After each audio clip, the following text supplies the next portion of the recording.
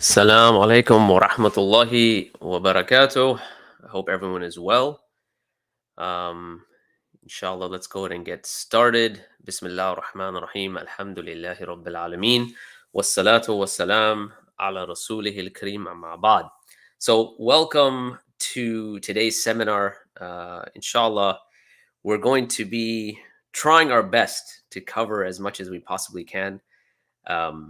Today's seminar is one that I think is quite unique in the sense that I haven't really seen it covered with much rigor in at other institutions and other places. So hopefully you'll be able to benefit, and I ask Allah subhanahu wa ta'ala to accept from all of us and allow all of us to benefit, inshallah. So let us go ahead and start in earnest, and I wanted to start with a challenge. And it's a 10-point challenge specifically. So here you go. And this is something that I want you to really think about and consider. Point number 1 in this challenge. Take any 10 words in any language, right? Whatever language that you speak, whether it's Urdu or Hindi or whatever, Japanese or Spanish, any 10 words you like in any language, and then formulate them into 3 lines, or let's say 3 verses, and then add any particle that you feel fit, right? Linguistic particle that you think is good. So you've got these 10 words. You're going to put them in 3 lines or 3 verses. Number 2, the second point of the challenge.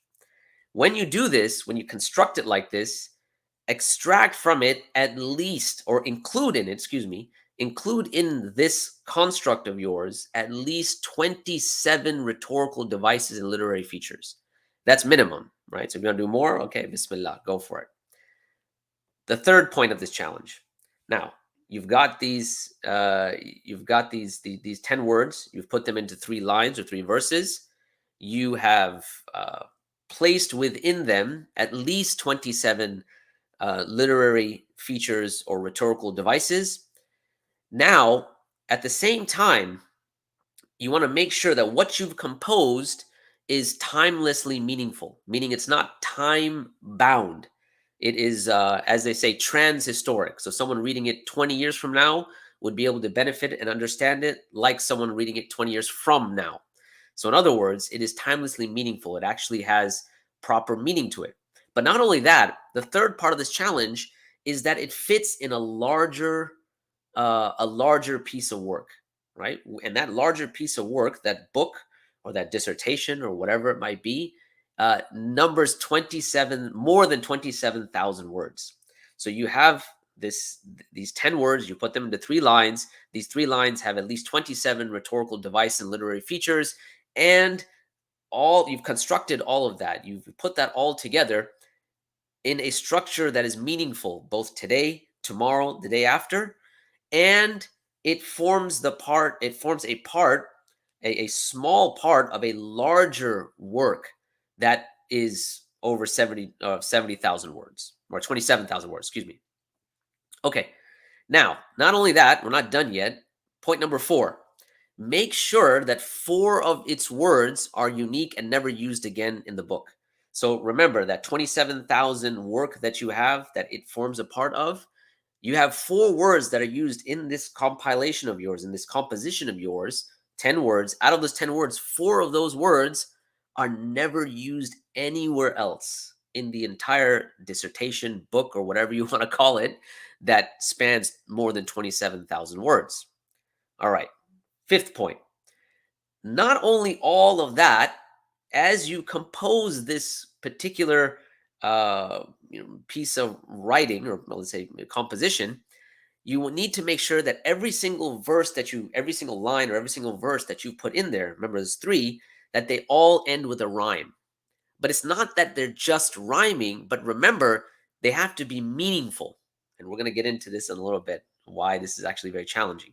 Number 6, the words that you are using, all right? So make sure that these words are used only once in the 3 lines and not used anywhere else in the book. So those 4 words that we were just speaking about, they're used once in the 3 lines and not used anywhere else in the book. Okay, not only that, the 7th point in this 10-point challenge, these 3 lines that you've now composed with everything that we've just said, so they're made up of 10 words, those 10 words are meaningful. 4 of those words are not used anywhere else in the larger dissertation or writing that you have put together. That spans, remember, 27,000 words. Not only that, but in this particular piece of writing that you've put together, and as you divide this up into chapters or whatever you want to divide it up into, make sure that the chapter before, the chapter that precedes this compilation of yours, mirrors what you've written. So if you've written today it's going to be a great day, the chapter that comes before that, today is going to be a horrible day. I went to the marketplace. I returned back from the marketplace. So this is what we mean by mirroring. So now make sure that the chapter before it mirrors this particular chapter that you're composing. Not only that, though, to just have some fun and add something to the challenge, make sure that you're composing all of this based on an unplanned set of circumstances, meaning you do it right now without any sort of planning, without any sort of foresight, without even thinking about it. I want you to just come up with it immediately. Okay, number 8. And you think this would pretty much would be done now. The 8th point in this 10-point challenge. You've put these 10 words together, but now you must use, out of this compilation that you've put together, these 3 lines or verses, 10 words, part of a larger dissertation or book or whatever you want to call it, that's more than 27,000 words. Not only that, in this particular piece that you have put together, you must use 10 letters in each line and 10 letters only once in the entire 3 lines. In other words, those 10 letters that you use should not repeat in any of the 3 lines. Okay. Number 9. Not only you have to do all of this, what you need to do is to make sure you have a semantically orientated rhythm without sacrificing meaning. Because, you could put something together that has a certain rhythm, that flows and has a certain auditory sensation and auditory pleasure, but it is semantically bankrupt, right? The meaning that you have, in the sense that it's something that's meaningful, that's deep, and that touches the soul, it has to be semantically it has to be meaningful, right? It has to be semantically sound. Okay. Now, in this rhythm, don't sacrifice any meaning. Number 9. Here's what you're going to do. The 10th point of this 10-point challenge. You need to do all of this publicly, right? Not in the confines of your home, tapping away at your laptop or whatever it might be, but do it all publicly. You don't have a chance for revision. You can't go back and edit and, think about it and add a couple more words and so on and so forth. So you can't make any amendments, no revision. And we have to understand that you're not going to get any sort of training in eloquence or rhetoric. All right. How difficult do you think this challenge is? Now, if you were to ask me, I would say it's a very difficult challenge. In fact, I would say it's next to impossible to compose something like this with all of these 10 points, taking all of these 10 points into consideration. Today, what we're going to be looking at is none other than the shortest chapter or the shortest surah in the Quran, and that is Surah Al-Kawthar. Allah subhanahu wa ta'ala says, بَعْدَ أَعُوذُ بِاللَّهِ مِنَ الشَّيْطَانِ الرَّجِيمِ إِنَّا أَعْطَيْنَاكَ الْكَوْثَرَ فَصَلِّ لِرَبِّكَ وَانْهَرْ إِنَّ شَانِئَكَ هُوَ الْأَبْتَرُ. And indeed, we have given you the abundance. So pray to your Lord and sacrifice. Indeed, your enemy is cut off. This particular chapter of the Quran, what we're going to be exploring today is we're going to be looking at some of the rhetorical devices within this chapter. We're going to be looking at some of the linguistic features of this chapter. But more than anything else, what we're going to hopefully marvel at is how all of these linguistic features and rhetorical devices come together in the form of a challenge, or in the form to meet a certain challenge. Now, keep in mind that when we say that this is the shortest chapter of the Quran, what we're referring to here, I want to make sure we're clear before we jump into this fully. The shortest chapter of the Quran, meaning that when you look at the number of words that are in this particular chapter, in fact, you may even be able to include the number of letters, you would find it has the least number of words. Okay, because there are other chapters of the Quran that have 3 ayat or 3 verses, right? Surah Al-Asr, wal Asr, inna al-insana lafi khusr, illa alladhina amanu wa amilu salihat wa tawasaw bil haqq wa tawasaw bis sabr. So there's 3 there as well. So anyway, so when we say it's the shortest chapter, it is the most concise in terms of its in terms of the number of words, the letters, and things like that. This is the shortest chapter in the entire Quran. So, what are we going to be looking at in our session today? Well, first of all, remember I said we're gonna be looking at this not in the context of just being amazed, which inshallah I'm hoping that that will also come about as a byproduct, the wondrous nature of all of these features, but more so from the backdrop of it being a challenge. And we're going to look at how the Quran challenges its detractors with the various challenges that it has. We're also going to be looking at the particular linguistic environment that this surah comes down. And this is important because once you understand the environment, it actually adds to the difficulty of bringing something, a composition like this, about anyway. The third thing we're going to look at in this backdrop is the linguistic and literary authority and impact. Once you have the Quran, once you have this linguistic environment, we find that it's not that it comes to a certain linguistic environment and then it just stops. Rather, it itself starts to dictate and delineate how linguistic and literary how it should be projected outwards, in the sense that it's not only something that comes to a certain environment, but it also starts determining elements of that environment going outwards. And we'll look at that, inshallah, in this section of the backdrop. We'll look at the reason for revelation in terms of what's known as asbab nuzul, right? Or sabab nuzul here. In what context did it come down in? And then this is the meat of what we're going to be discussing, and that is the 27 linguistic literary features. And if we have time, because to be honest, as I was composing all of this and putting the slides together, I, this is going to be this is going to be a bit long. So if we have time, inshallah, we'll take some of your questions, bi'idhnillah. So let us go ahead and begin in the beginning. So now, before we get to the backdrop, I think it's important for us to make what we're going to be speaking about relevant to English speakers. Reason being is because a lot of times you think that a discussion that's happening in Arabic, I don't speak Arabic, I'm not familiar with the Arabic language, and so therefore I can't benefit at all. And I think that's a faux pas. I think that's a mistake. When we speak about things like rhetorical devices, we understand that languages across the board make use of rhetorical devices.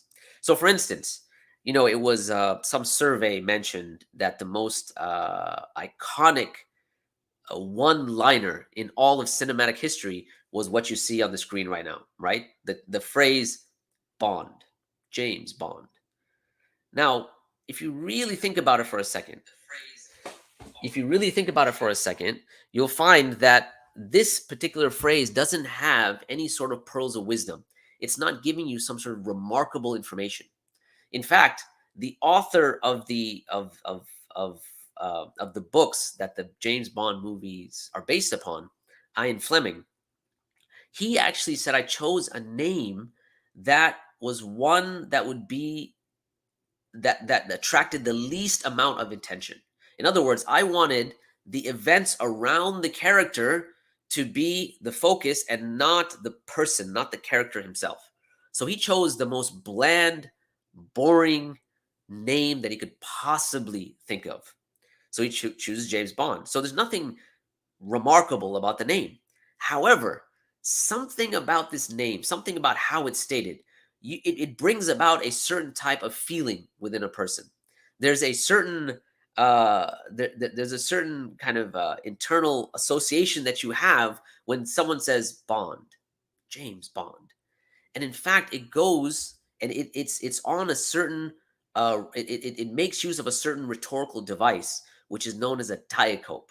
A diacope is a rhetorical device that's on the form ABA. So other diacopes would be things like burn, baby, burn, right? Home, sweet home. For some reason, when you put it in this particular format, it adds something to it. it brings something more than just someone stating their name. And so this particular formulation, it's very different than someone walking in the room and saying, "Hello, my name is James Bond," or "Hello, first name James, last name Bond." But no, something about the fact that when you say Bond, James Bond, it just has a certain ring to it.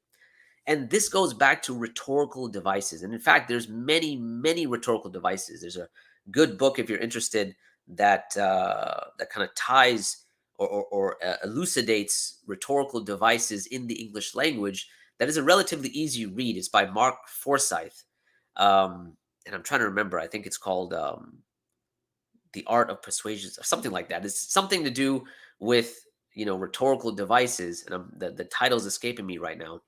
But he talks about these rhetorical devices, diacopes, and other rhetorical devices. So we find rhetorical devices across other languages. And if you speak other languages, you'll be able to identify rhetorical devices in your own language, something that transcends the simple meaning of the phrase.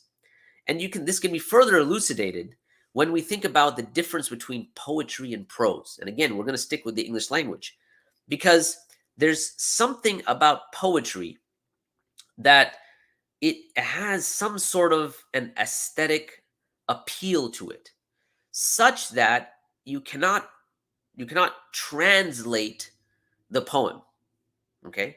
And such that when it comes to this additional element, it has to do with the beauty of how the words come together and not hyper focused on the content, okay? Prose, on one hand, focuses heavily on content. It's trying to get you information in the most effective way possible. So if you think about something like an organic chemistry textbook, okay? An organic chemistry textbook is something that you're going to read, you're going to study for your exam, and then you're never going to revisit it, most likely, okay? You're going to extract the information, whatever you need, and then that's it, you're done. You will never come to an organic chemistry, or rarely, unless you're maybe one of those types of people, come to organic chemistry and be like, I love reading this book. It's just so meaningful. Every time I read it, it just takes me to, cloud nine. Whereas if you look at a poem is quite different, because a poem, what it does is it not only gives you content, or it places content in a certain structure such that when you visit it and then revisit it, you have a yearning to revisit it, because every time you read it, it gives you a certain sense within inside of yourself. So if you look at this poem by Emily Dickinson, for example, she writes, "Hope is the thing with feathers." And I want you to kind of think about this for a second and let it sink in. Hope is the thing with feathers that perches in the soul and sings the tune without words and never stops at all. It's actually very beautiful when you think about the concept of hope. And she continues and she says that and sweetest in the gale is heard, and sore must be the storm that could abash the little bird that kept so many warm. Think about when you need hope, when you are going through the most the most terrible times in your life, and that's when hope comes in. And she's describing it like this bird. It's very beautiful. And then she continues and says, "I've heard it in the chilliest land and the strangest sea, yet never in extremity it asked a crumb of me." So you notice there's a rhyme, there's a rhythm, and there's meaning, and you want to revisit it, and it brings a certain feeling to you when you really internalize and think about poetry. Okay.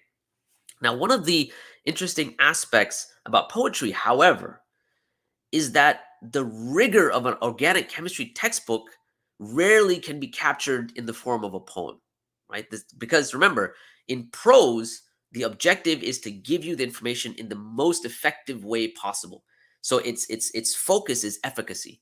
Whereas in a poem, while it's delivering information, the focus is not necessarily efficacy per se, but the focus is, again, generating or having that appreciation of the beauty and the meaning behind the words that are being written for you to visit it and revisit it. So we find this phenomenon prevalent in any language. And we understand things like rhetorical devices, rhetoric. In Arabic, this concept is known as balagha, right? The concept of rhetorical devices and how they're used efficiently and so on.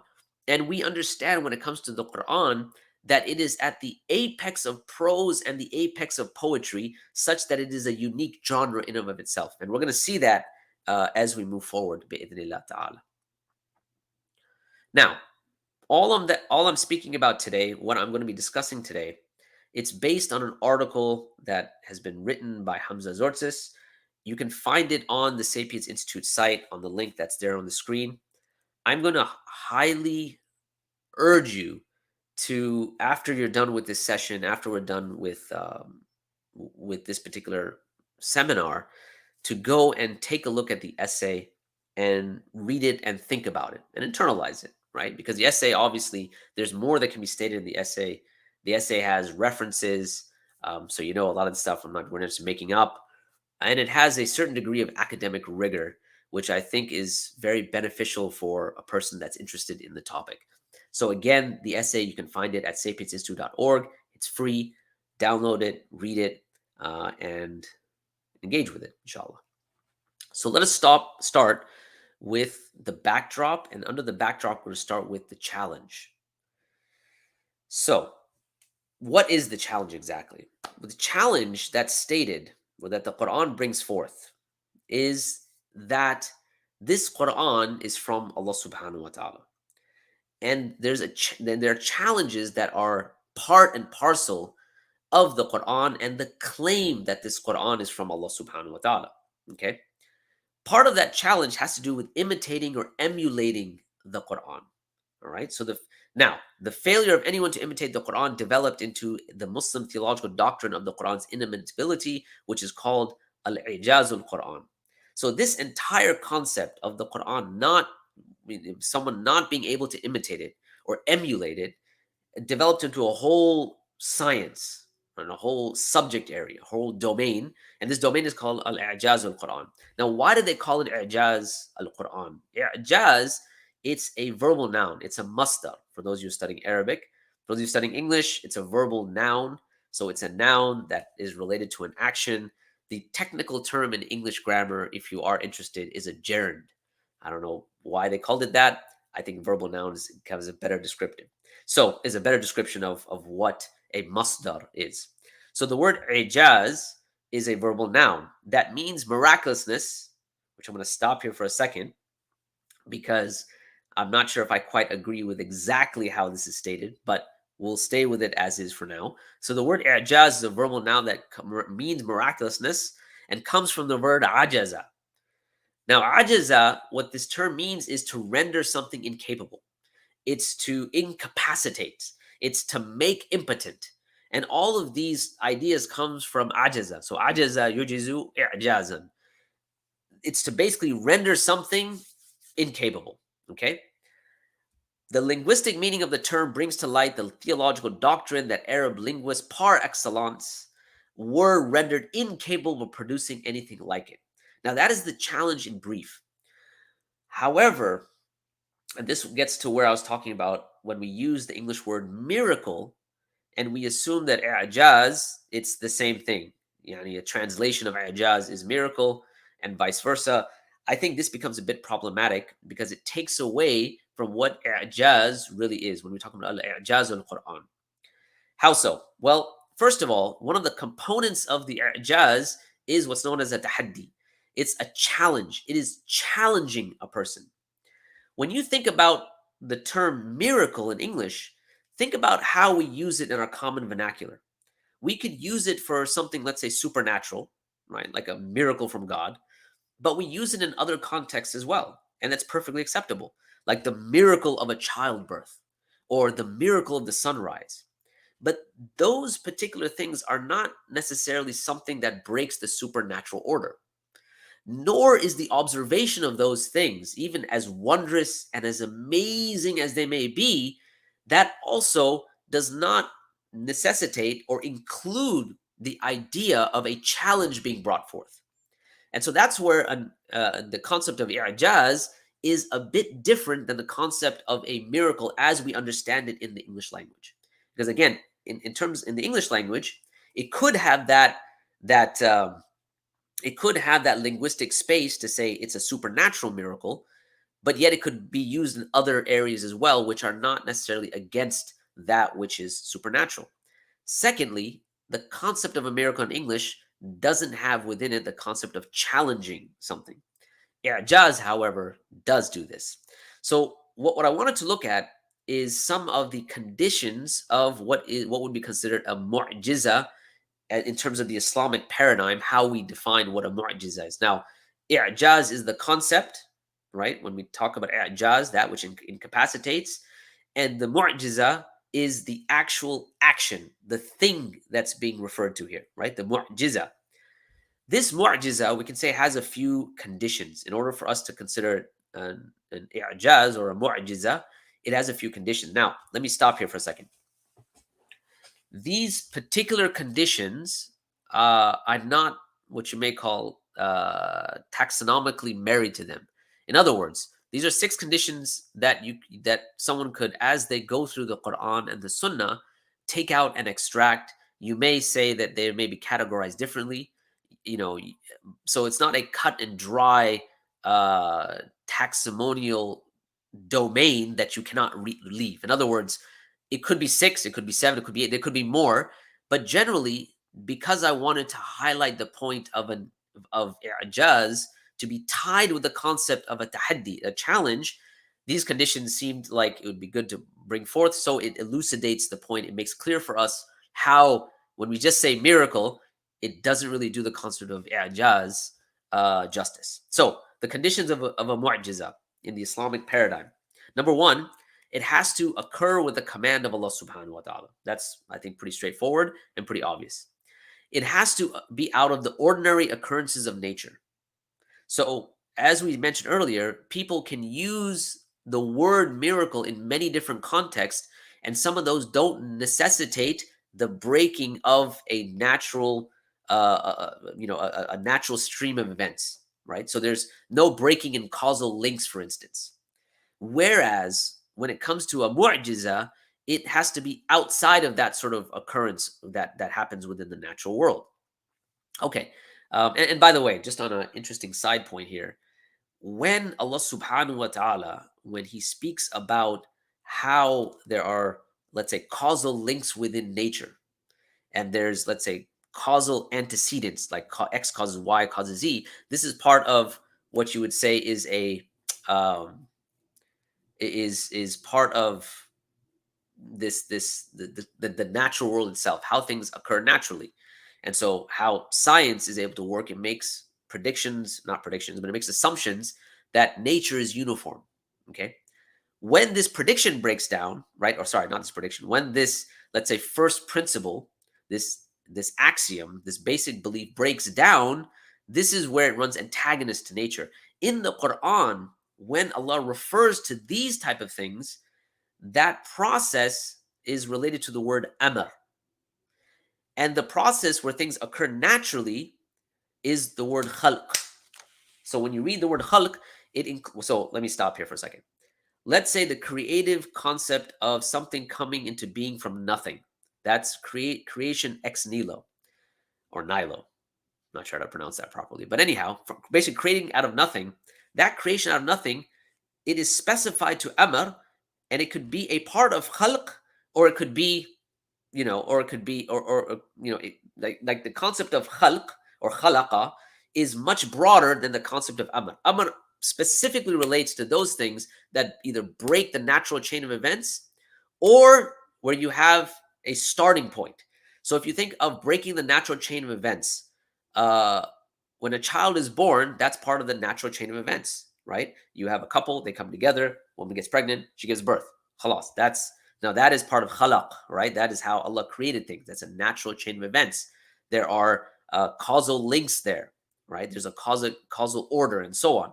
However, when you think about Isa alayhi salam and the birth of Isa, now Allah subhanahu wa ta'ala refers to this as an amr. So that's why he says, إِذَا قَضَى أَمْرًا فَإِنَّمَا يَقُولُ لَهُ كُن فَيَكُونُ. That when we decree a matter, we say to it, kun fayakun, right? So when we decree a matter, an amr, and so on and so forth. So the soul is related to this. Anyhow, it's a bit of a long tangent. I should probably come back to where we're going. So Coming back to the mu'jiza, it has to be out of the ordinary occurrences of nature.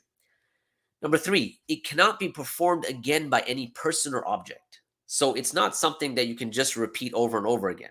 Okay. And I want us to think about not only in the context of the Quran, but in the context of miracle, or not miracles, i'jaz in general, right? Those things that we call mu'jizat in general. So if you think about the mu'jizat that, or the mu'jiza, or one of the mu'jizat that Musa alayhi salam brings, well, you have magicians, his staff actually turns into a stick. Whereas the magicians, they're working with optical illusions and all sorts of other things that they can use the natural occurrences or the occurrences of nature and bring that about. Musa alayhi salam brings something to break that. And so he throws the stick down and it actually becomes a snake. Third point, no one else can perform it. No one else can repeat it. Okay, number 4, it must be at the hands of a person who claims prophethood. Again, very important, right? There is a teleos here. There's a purpose to the i'jaz, right? This challenge, this tahaddi, it comes with a purpose. It's not just meaningless things that just happen to just be, right? But it comes as a challenge. And this, again, I'm stressing this over and over again because it's important that we understand the difference between a miracle and, in the English, a miracle and i'jaz. Okay, the act must match the claim of the prophet. Okay, so if the prophet comes now, let's say Musa alayhi salam comes now and says, my staff will turn into a snake, he throws it down, it turns into a donkey. Okay, well, that is not a mu'jiza. Okay, 6th point, the act must not refute the prophet's claim. So if like someone claims to be a prophet and they say that any person who dies with a stomach disease is a liar, and then they die of a stomach disease.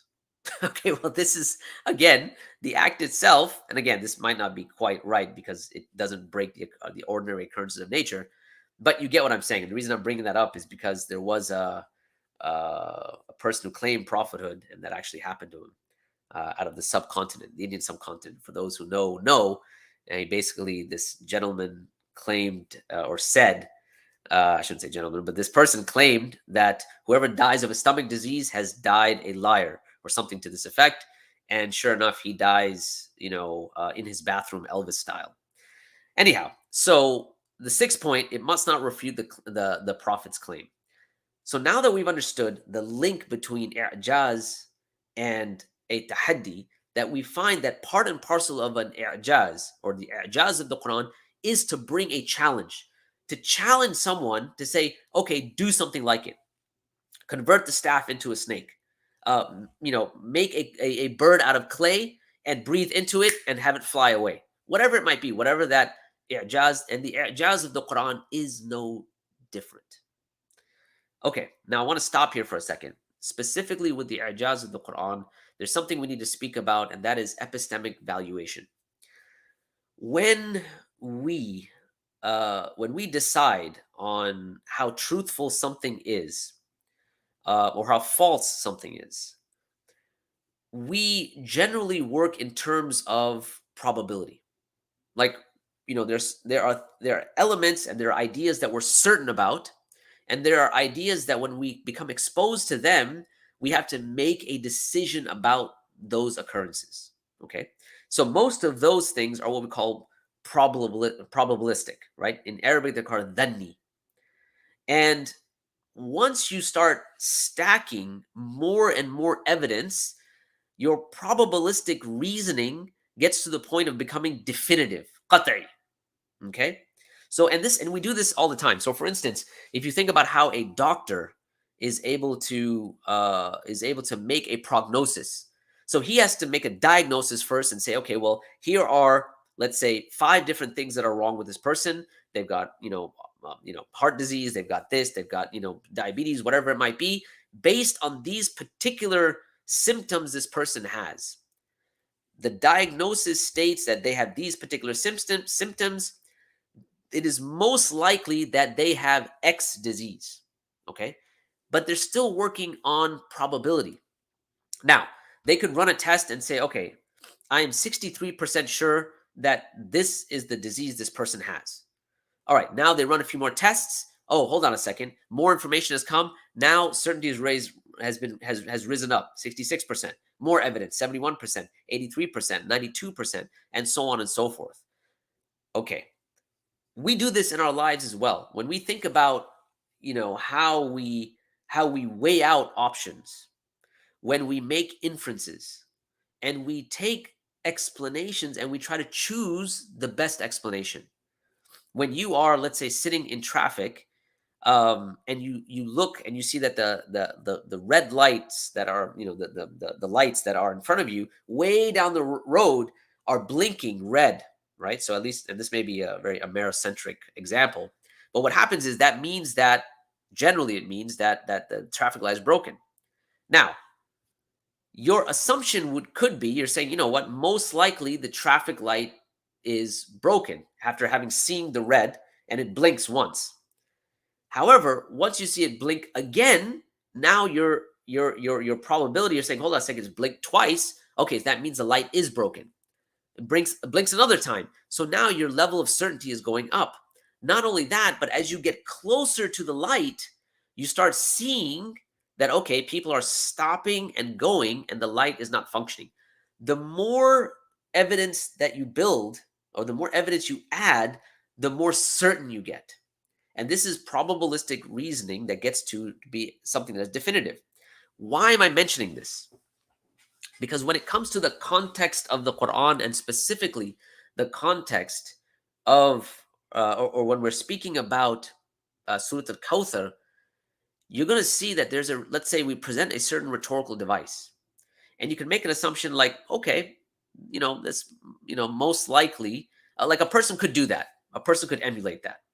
But then you add another rhetorical device. So now your state of being in a state of dhan, right? Your dhanni reasoning, it's getting weaker. So as you add another piece of evidence, right? Let's say a literary feature, now your doubt is going lower and lower. So it's moving, your doubt is moving from 37 to 34%. Okay, then 29%.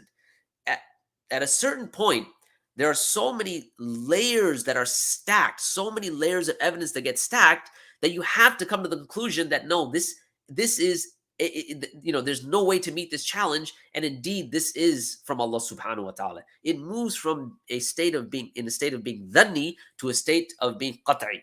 Like there's no doubt about it now whatsoever. Why I'm bringing this up is because as we go through the 27 literary and linguistic features that we're going to be speaking about, this is the backdrop I'd like you to keep in your mind. Because with every single feature, you have to ask yourself, how likely is that? Like, how could someone, based on the asbab nuzul, based on the circumstance that they're in, based on the conditions that we're presenting, how could this be replicated? How could this be emulated, right? Is it truly inimitable? Okay, let's move on. So what is the challenge? Imam as-Suyuti, rahimahullah, he outlines all of this. I don't know if I want to read all of it, but he basically outlines the ayat that bring the challenge forth. So I'm not gonna read all of this. You can find this in the article, the entire paragraph. But in summary, he quotes certain ayat of the Quran which bring forth a challenge. So one of those ayat that he quotes is in chapter 52, where Allah subhanahu wa ta'ala says, let them produce a recitation similar to it if indeed they are truthful. فَلْيَأْتُوا بِحَدِيثٍ مِثْلِ إِنْ كَانُوا صَادِقِينَ. Let them produce a recitation, a hadith, a speech that is like it if indeed they are truthful. So in other words, bring a Quran like it, okay? Imam as-Suyuti quotes another verse and another ayah. And in this verse, in the 11th chapter, Allah subhanahu wa ta'ala tells us, Am yaquluna iftara, or do they say that he invented it? Qul, say to them, Fa'tu bi ashri surim mithli. And so bring 10 chapters like it, muftarayat, that have been invented. And this is actually important. I may touch upon this. Wad'u and call min istata'tum min dunillah, those whomever you can besides Allah that can help you, in kuntum sadiqin, if indeed you are truthful. All right, so now it's bring a Quran like it, bring a hadith like it, bring like a composition like it. It moves down. All right, bring 10 chapters like it. Just do 10, man. You don't have to bring the full composition. Then it moves on and says, and then in the 10th surah, in the 10th chapter of the Quran, Allah subhanahu wa ta'ala starts off very similarly. Am yaquluna iftara. Qul. Okay. Or do they say that he invented it? He came up with it. It was just a thing that he just made up, right? It's not real. It just made up with it. Just came up with it on his own, right? Iftara. So qul fa'tu bi suratim mithli. Okay, then bring forth a surah, one surah like it. وَادْعُوا مِنَ اسْتَطَعْتُم مِّن دُونِ اللَّهِ, and call whoever you want, you can besides Allah, in kuntum sadiqeen. So it went from bringing a full hadith, a full composition like it, right? And remember, we said that the Qur'an is over 27,000 words. So, okay, bring something like that. If you can't bring that, okay, 10 surahs. Okay, you can't bring that, bring one. Now, at this point, I want to stop for a second and have us reflect upon the overall topic. We are going to now talk about this challenge not from a surah that is like quite long. We're not going to be looking at Surah Al-Baqarah, for instance. We're not going to be looking at Surah Al-Mulk, right? We're going to be looking at the shortest chapter, the shortest surah in the Quran, with the intuitive understanding that a short chapter, a short composition should be easier. It's only 3 lines, man. So if that's the case, you should be able to meet this challenge with no problem whatsoever. Okay. Now I'm going to pause here for a second and add another, since we are going to be starting and speaking about rhetorical devices, and linguistic and literary features.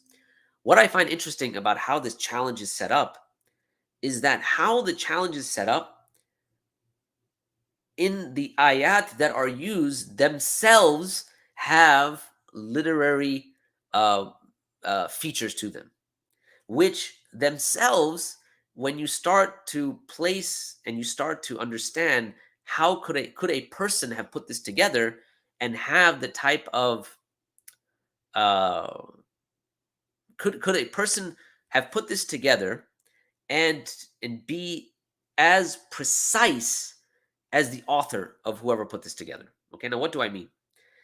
In Surah Al-Baqarah, Allah subhanahu wa ta'ala, in relation to this, in this challenge as well, again, going back to one surah like it, Allah subhanahu wa ta'ala says, وَإِن كُنْتُمْ فِي رَيْبٍ مِّمَّا نَزَّلْنَا عَلَى عَبْدِنَا فَأْتُوا بِسُورَةٍ مِّن مِّثْلِ وَادْعُوا شُهَدَاءَكُم مِّن دُونِ اللَّهِ إِن كُنْتُمْ صَادِقِينَ.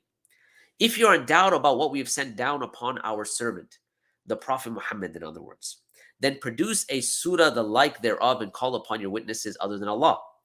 Now, a casual reading of these surahs, here it's saying bring a surah, in I think it's Surah Hud or the 10th chapter, Am yaquluna iftara qul fa'tu bi suratin mithli. All right, has he invented it? Do they say has he invented it? All right, say bring forth a surah like it. You wouldn't really think that there's much difference between these two verses. However, what's of interest here is that in this surah, right, and also when he talks about the 10 surahs, what you'll notice is Am yaquluna iftara, or do they say about the Prophet that he invented it? Qul fa'tu bi suratim mithli, and say bring a surah like it. Now I want to highlight suratim mithli right here in between the ta marbuta and the meme. There's a shadda there for those of you who are studying Arabic. In Surah Al-Baqarah, what is said? Fa'tu bi suratim mim mithli. So bring a surah, and there's an extra min here. Okay, lesh. Like, why is there? What's the significance here? Like, why? Like, if this is truly from Allah Subhanahu wa Taala, and there is nothing that's done without intentionality. In other words, every word, every letter is placed with a full intention from the divine. Then why is it in this case there's no min, and in this case there is a min? Well, And this actually, again, it goes back to the literary feature. When we look at has the context, the siyaq of this particular ayah, we notice it starts off am yaquluna iftara. All right, that has he invented it. Now, fa'tu bi suratim mithli, bring a surah like it. All right, and call to your assistance wherever it may be. In the ayah before this, when he talks about 10, he said, Allah subhanahu wa ta'ala says, Am yaquluna iftara qul fa'tu bi ashri mithli sur mithli muftayat. And here is the important word. The context of both this one and this one is there's an iftira. They're saying that he invented it. So Allah is saying that this invention, this hypothetical invention, that if it's that easy and your assumptions are true, it's all based on assumption, then bring a surah like it. However, when Allah is speaking Surah Al-Baqarah, the context is not has he invented this? Is there this hypothetical thing that can come about? Is there an assumption? Rather, it moves from assumption to reality. And that's why it is signified mimithli, from this, right? So in kuntum fi raybin mimma nazalna ala abdina. So if you're in doubt about what we've sent down to our messenger, sent down to our servant, bring a surah mimithli. In other words, like this particular Qur'an, this reality, this Qur'an that is being read, that is real, not a hypothetical, not something that's invented and hypothetical. The min is added to stress that. Now, what adds to this is the very next ayah. But if you do not, فَإِلَّمْ تَفْعَلُوا وَلَنْ تَفْعَلُوا, if you do not, and you will never be able to do so. Why? Because in this case, they're not talking about iftira, like something that just invented, that's just made up, but rather talking about a reality. And it's not juxtaposing with the claim that the kuffar are making against the Prophet ﷺ or against the Quran here. So anyway, so that's just a minor feature, minor linguistic, minor literary feature, is the difference in why Allah uses min here, signifying not a hypothetical or not an assumed claim, right? And even, by the way, the assumed claim is put to rest, as we're going to do in a few minutes, bi'idhnillah. Okay, that being the case, so we understand the challenge. Let's briefly now look at the linguistic environment, because I'm running a bit short of time. Linguistic environment. What was the linguistic environment of the Arabs of the time? We have here some quotes speaking about the fact that when it came to the environment that the Arabs were in, when it came to the socio-political and I would say even economic environment, you find language is front and center. Eloquence, the idea of linguistic prowess, having this ability is front and center and is the thing that basically life revolves around. Okay, and so that's why the scholar Taqiyuddin Usmani, he mentions that eloquence and rhetoric were their lifeblood. You breathed, slept, ate, were surrounded by, took in, and put out this linguistic enormity, right, of just the environment that you're in. Jumahi mentions, verse was to the Arabs the register of all they knew and the utmost compass of their wisdom. With it they began their affairs, and with it they ended them. Furthermore, related to this linguistic environment, Ibn Khaldun, who, as you know, is a historian, some say a sociologist, some say the first economist. There's various appellages that have been applied to him, various descriptions. So he testifies, the 14th century scholar and historian, and perhaps by some regards a polymath. He says that it should be known that Arabs thought highly of poetry as a form of speech. Therefore, they made it the archives of their history, the evidence for what they considered right and wrong, and the principal basis of reference for most of their sciences and wisdom. Okay, moving forward, Ibn Rashid mentions, whenever a poet emerged, and I love this quote, whenever a poet emerged in an Arab tribe, other tribes would come to congratulate, feasts would be prepared, women would join together on lutes as they did at weddings, and old and young men would all rejoice at the good news. The Arabs used to congratulate each other only on the birth of a child and when a poet rose amongst them. So you would have like a major party, right? Like, hey, you know what? Guess what? My son graduated from medical school, and I'm trying to contemporize the example, but that sort of environment is what we're speaking about when we're talking about the environment that the Quran is coming down to. Why is this important as a backdrop? Because remember, we are talking about a tahaddi, a challenge. And when we're speaking about a challenge and we talk about i'jaz, the i'jaz comes as a challenge, and it comes to a challenge that the people or the environment is dictating that it is supreme. It is at its apex. Okay. So if you think about the time of Musa alayhi salam, you had magic at its apex. People were known to be connoisseurs of magic. They could, they understood magic extremely well, and so on. Okay. And so he brings something that completely decimates their entire conceptualization of magic by breaking the order, the staff that becomes an actual snake.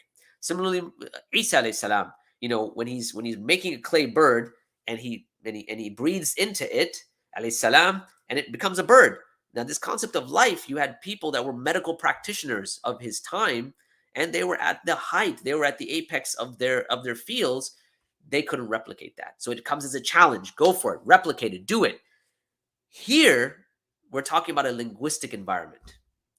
And I'm going to tell you something that I think is extremely fascinating. If you think about why Allah chose language as the trans-historic vehicle to bring the i'jaz forward, it's actually quite phenomenal. Because when we think about a challenge, language is something that's at the core of the human project. When Allah subhanahu wa ta'ala says, Ar-Rahman, Allama al-Qur'an, Khalaq al-Insan, Allamahu al-Bayan, right? Ar-Rahman, the merciful. This is the highest, kind of one of the greatest names of Allah, one of the greatest attributes of Allah is mercy. If Allah, was not merciful even for a second, you would perish. You and I would not be around, right? So mercy, Ar-Rahman, Allama al-Qur'an, the best and the highest, the greatest of all, let's say, scriptures, the Qur'an, right? Khalaq al-Insan, the best of creation out of everything that's been created, and that is at the highest state, is the human being. Allamahul bayan. It is bayan, it is speech that distinguishes this particular creation from everything else, right? And if you think about it, when we speak, we can do things with speech that no other animal, no other creation can do, right? So when you think about phonemes, for instance, how we take certain sounds, alif, lam, mim, a, la, ma, and we put them together to form words. Just as an example, as human beings, we can do something known as doubling. We can double something, right? So for those of you who are studying Arabic, you can do a shadda, right? Rabbikum, right? You can do the doubling, or whatever it might be. This doubling, no other creature can do that. Now, not only that, no other animal can have a limited set of grammatical tools and be able to generate infinite structures of speech, right? So if I said to you, today I'm going to get on a United flight and fly to Istanbul, and in Istanbul there's a spaceship that's waiting for me. I'm going to board the spaceship. It's going to take me to the moon. On the moon, I'm going to get off. I'm going to order some McDonald's because they've opened a McDonald's on the moon. And after I eat, I'm going to thank Allah subhanahu wa ta'ala, and I'm going to pray Salat al-Dhuhr on the moon. This phrase, this entire passage that I just quoted, I'm pretty sure you've never heard it in your life before. I've never spoken it in my life before. So we have a limited number of words. Our vocabulary is limited, and the grammatical structures are limited. Yet, from very early on, children can generate this speech. If we were to think about life just in terms of material matter, how is it we're able to do this?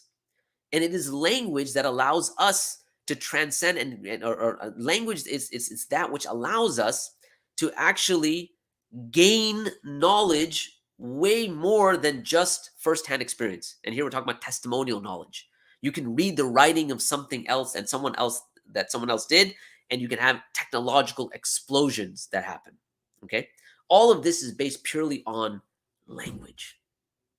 And language is the means by which Allah subhanahu wa ta'ala is making the challenge, because it's accessible to every person, and every person, right, compared to all of creation, is better than all of creation at language, right?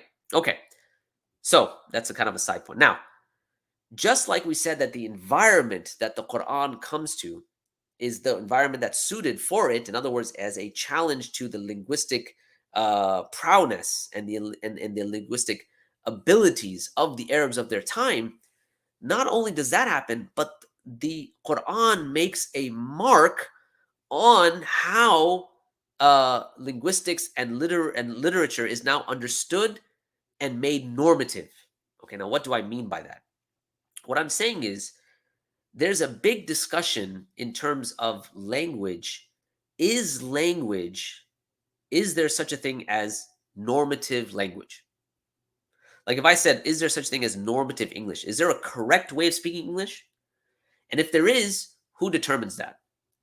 If there is a correct way of speaking English and someone, let's say, is raised in the hood, has an urban upbringing, right? And they speak differently. They say the word ask, and if you're from New York, you say ax. You actually switch the K and the S. Okay? Now you might say, well, that's wrong. Wait a minute, but who has the authority to say that this is wrong? Who has the authority to say this is correct English and this is incorrect English? Who makes the standard to say this is normative and this is anti-normative English? There's no language where this is a settled issue, that there is a correct way. If you think about Urdu, if you go back 200 years and start to read a book in Urdu, most of it would be lost. There is always going to be linguistic change over time. But is that linguistic change degenerative, or is it simply a change over time, right? Is it simply something that just mutates, it's just mutable over time, and we cannot give a valuation, correct or not correct, and so therefore we can't say languages degenerate? Or there's a standard. There's no language where this has become a settled matter, with the exception of the Arabic language.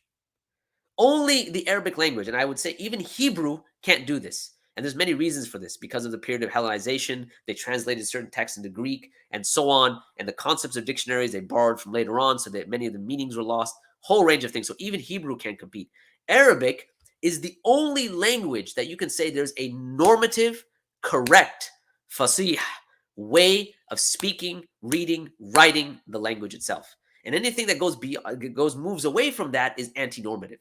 It's not the correct way of doing it. Arabic is the only language like that. Why is that the case? Because of the impact of the Quran.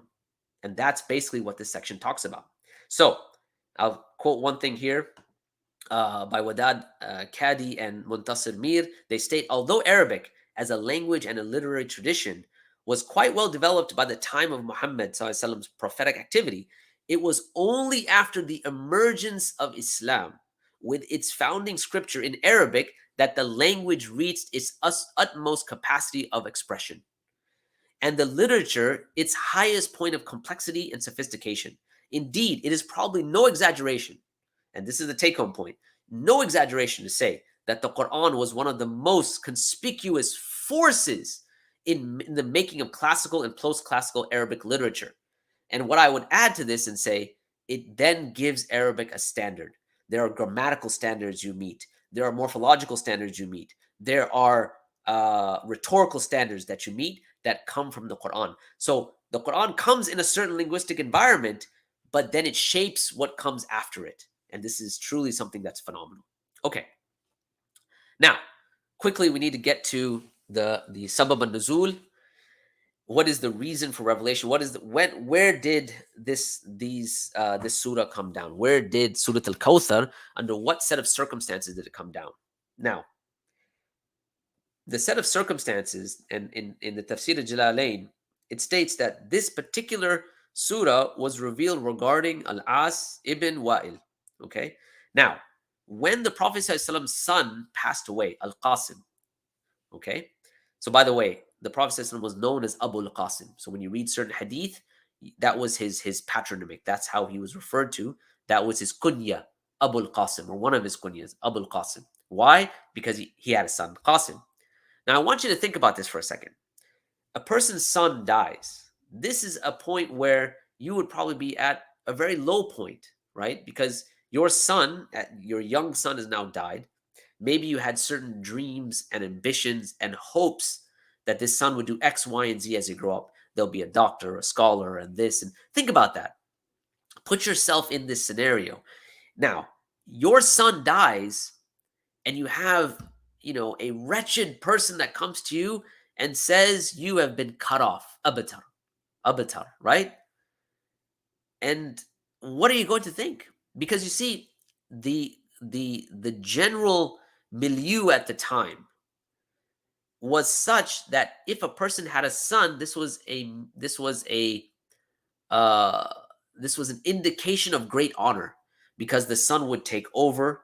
The son would, move forward in terms of, let's say, leadership positions. The son would do this and the son would do that. Now here comes the Prophet sallallahu alaihi wasallam, and he is making a claim to prophethood.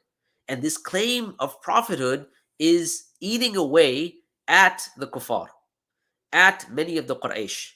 They are basically saying, here he has come to the claim of prophethood.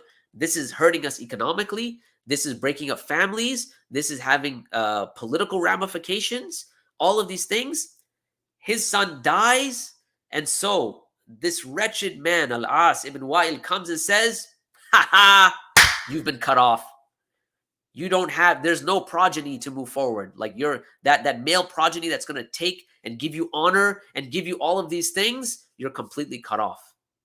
How despondent would you and I be, right? If that's what we understood, if our worldview was such that it dictated, or it was informed by the idea that a son is something of great honor, and if I lose my son, there's the pain of losing my son, and then there's the idea that this is somehow indicative of Allah not favoring me. Okay, because that's essentially what they're talking about. That's what Al-As ibn Wa'il is talking about. Okay, so the surah Al-Kawthar comes after this incident, right? Where Al-As ibn Wa'il says to the Prophet ﷺ, you are cut off, you're abatar. Okay, now there are other people that denigrated the Prophet ﷺ as well. It wasn't just limited to Al-As ibn Wa'il.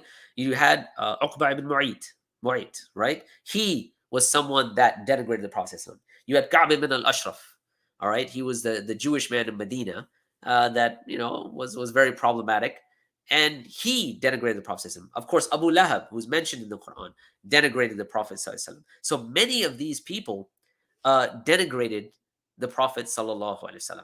Now, what's interesting is that after this happens, the Prophet ﷺ, even though he was suffering and he's feeling down, and anyone after a loss of a son would feel terrible, after a certain point, he has his head in his hands and in his lap.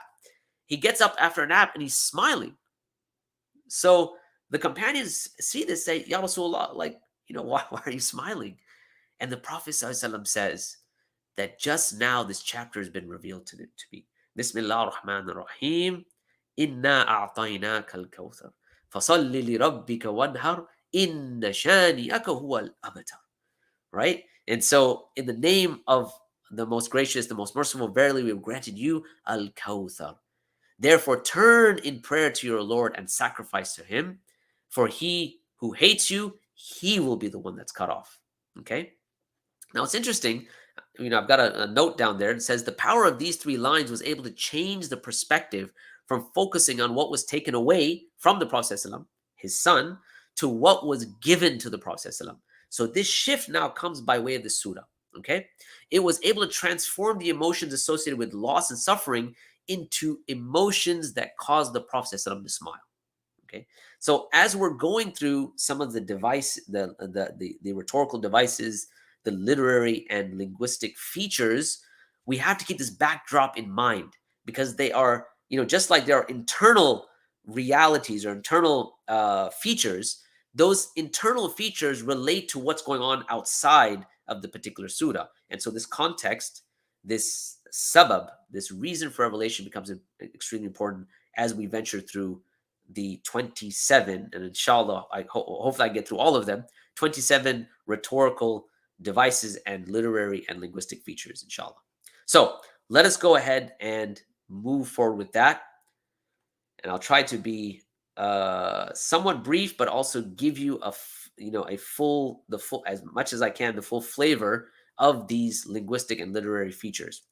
Again, I'm going to encourage you to take a proactive approach and read the article itself, because I may not be able to do justice to each and every single one of these features, but I believe that what's been written does a pretty good job, a very good job in the English language, expounding upon these 27 linguistic and literary features, which, by the way, I don't think it's limited to 27. It's just 27 is what was covered in the article.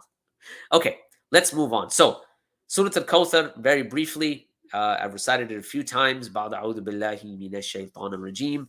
إنا أعطيناك الكوثر فصل لربك وانهر إن شانئك هو الأبتر. So indeed we have given you the abundance. So pray to your Lord and sacrifice. Indeed your enemy is cut off. Now, this is the surah itself. We've got the Arabic here, the English as well on the side. And we've also got a transliteration there, inshallah. Bismillah.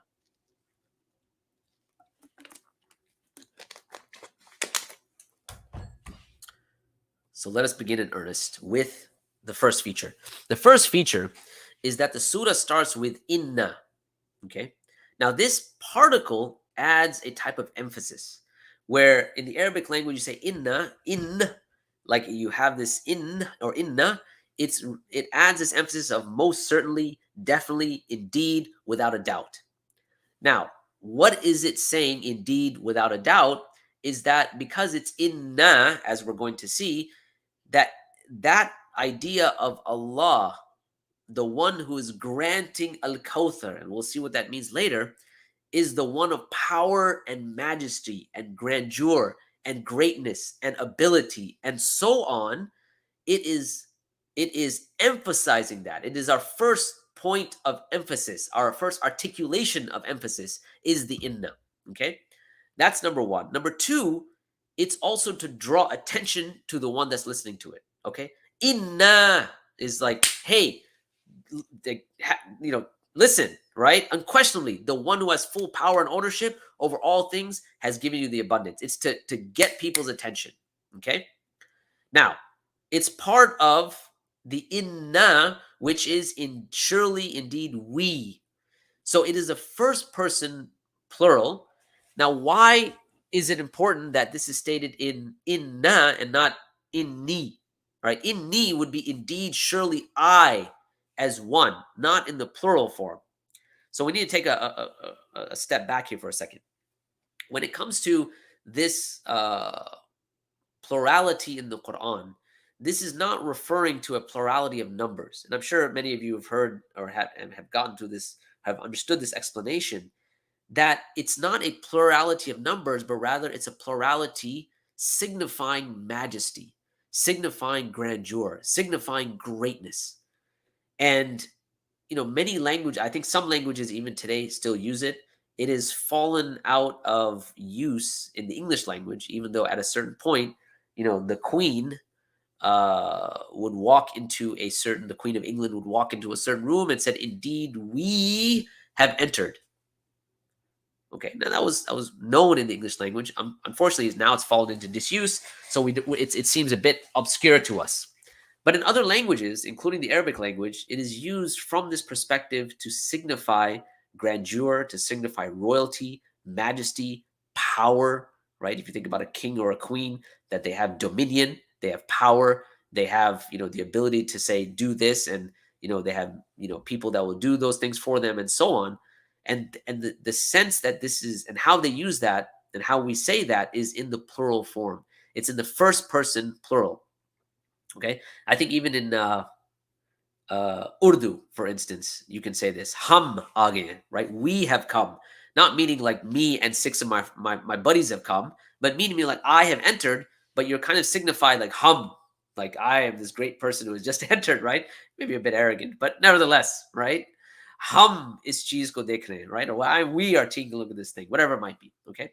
So what is the significance of it here is that remember you had the emphasis and the emphasis being upon the we and the we of majesty, of lordship, of dominion, of dominance, of ability, of you know you know having ownership of everything.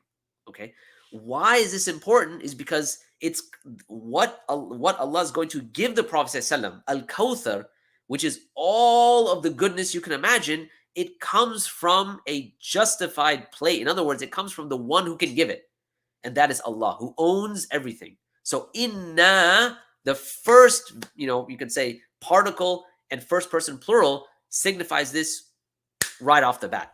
All right, and we're only on the linguistic and linguistic feature 2. Linguistic feature number 3, word choice. So after we've dealt with inna, you look at a'ta, right? The word that's used here, a'tainaka, so the word is a'ta. Now, if you compare this to other words in the Arabic language that also mean to give, you will find that they have a different, there are different nuances that signify how the giving is being done. So, in one or one particular word might signify a type of giving that is rapid and almost mean, right? Like, hey, take that, get out of my face. Okay, you can have other words that signify other layers of meaning. However, when you think about the word a'ta, this particular word is specifically set for this particular context. Why? Because it indicates a hand. It's someone handing over a thing with someone's own hand. So there's a type of intimacy here. There's a type of belonging and connection and love with the person that you're giving it to. Okay. Not only that, but it's coming from someone that has that thing in their possession and their ownership, and they have complete ownership of it, and they're handing it over to you. Okay? So, A, it signifies this type of intimacy. Second, it signifies the one that's able to do that. They're able to give it to you. Okay? Therefore, in the context of this particular surah and this particular ayah specifically, the choice of this a'tayna or a'ta is precise. Any other word, had it been used in this particular context, would not have conveyed the same type of feeling and meaning. Remember, we spoke about this between prose and poetry. It wouldn't convey the same type of feeling or the same type of meaning. Okay, so the choice of word here is emphasizing that of giving, ability, greatness, power, intimacy, all kind of wrapped up into one. Number 4, the fact that this giving is in the past tense. So a'ta here, a'tayna, right? We gave, right? We gave is in the past tense. Why? So this is a feature of the Arabic language, okay? In the sense that because verbs are either in the past tense, they're known as fa'al madi, or they're in the present future tense, fa'al mudari, okay? So what that means is you can have a verb in the past tense, which signifies something that's happening in the past, or a verb that signifies something that's happening right now, or something that will happen in the future. Now, you could say, for instance, the verb for to go somewhere, all right, is dhahaba. So he went. Now, if you want to, that's in the past tense, dhahaba. But if you want to say he is going, you would say yadhabu. But yadhabu could mean he is going right now, or he will be going in the future. Okay? So you have past tense, and then you have present future tense. It could mean now or it could mean in the future. When you express something in the past tense, specifically, what it does, what that entails, is that that particular event has already happened. Okay, now to give you an example of this, if you get married, right, or when you get married, and let's say the person is doing your nikah in the Arabic language, okay, and they ask you, do you accept in Arabic? the response that a person gives is qabiltu. Like, I have accepted in the past tense. You don't say aqbalu, you don't say I'm accepting right now, because that leads to an open door. Okay, so you are accepting now or you accept in the future. Like, which one is it? So now you're in a state of doubt. Like, okay, maybe he's accepting now or maybe he's accepting later. The fact you say qabiltu, it's in the past tense, meaning I've accepted, it's definite, 100%, it's going to happen. Okay, that's it. It's accepted. Done deal. Similarly, a'ta is in the past tense here, meaning that this kauthar, this abundant amount of goodness in every domain you can possibly think of, it has already happened. Again, the fact that it's in the past tense is extremely significant. So why? Because it is expressing a certainty of a promise.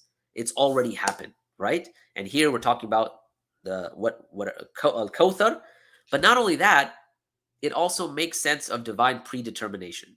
Okay, meaning because it's Allah who, when we understand who Allah subhanahu wa ta'ala is, that according to the qadr of Allah, for Allah, this can already happen, literally, right? So it's already happened and it's certain. Okay, feature number 5. And I need to kind of step it up a little bit.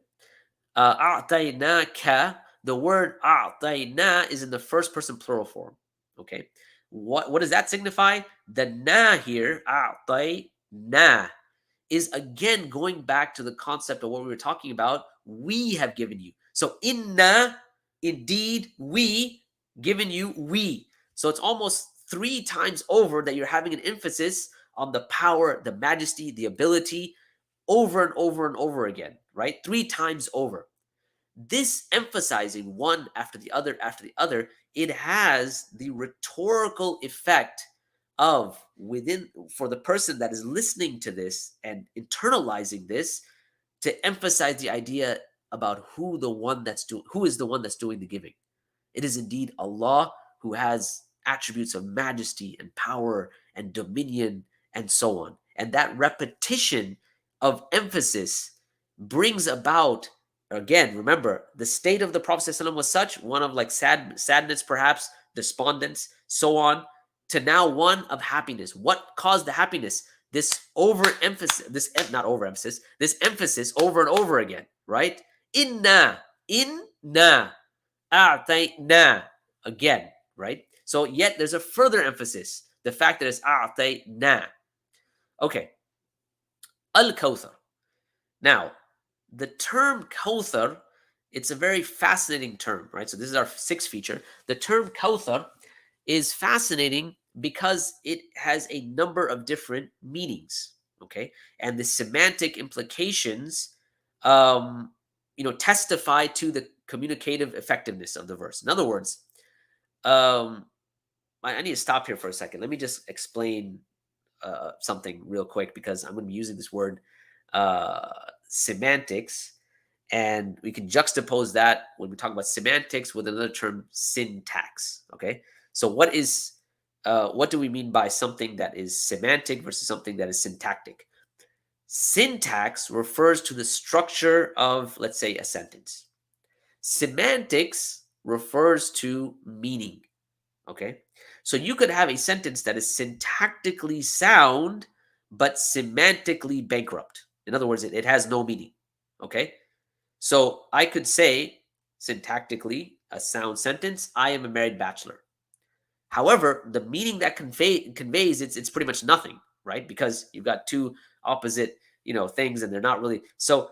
So this is syntactically sound, I'm a married bachelor, but semantically it is it is hollow. There's no meaning that's being conveyed here, or a confused meaning that's being conveyed here. So semantically, it's a nightmare.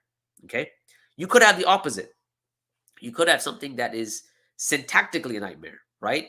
I, Fahad, raining tomorrow, now. Okay, well, now that's syntactically terrible and semantically also terrible. Okay, when we're talking about semantics here, notice that what I've written there is that this word al-kawthar has many layers of meaning with a multitude of semantic implications that enhance the communicative effectiveness of the verse. Al-kawthar is full of layers of meaning.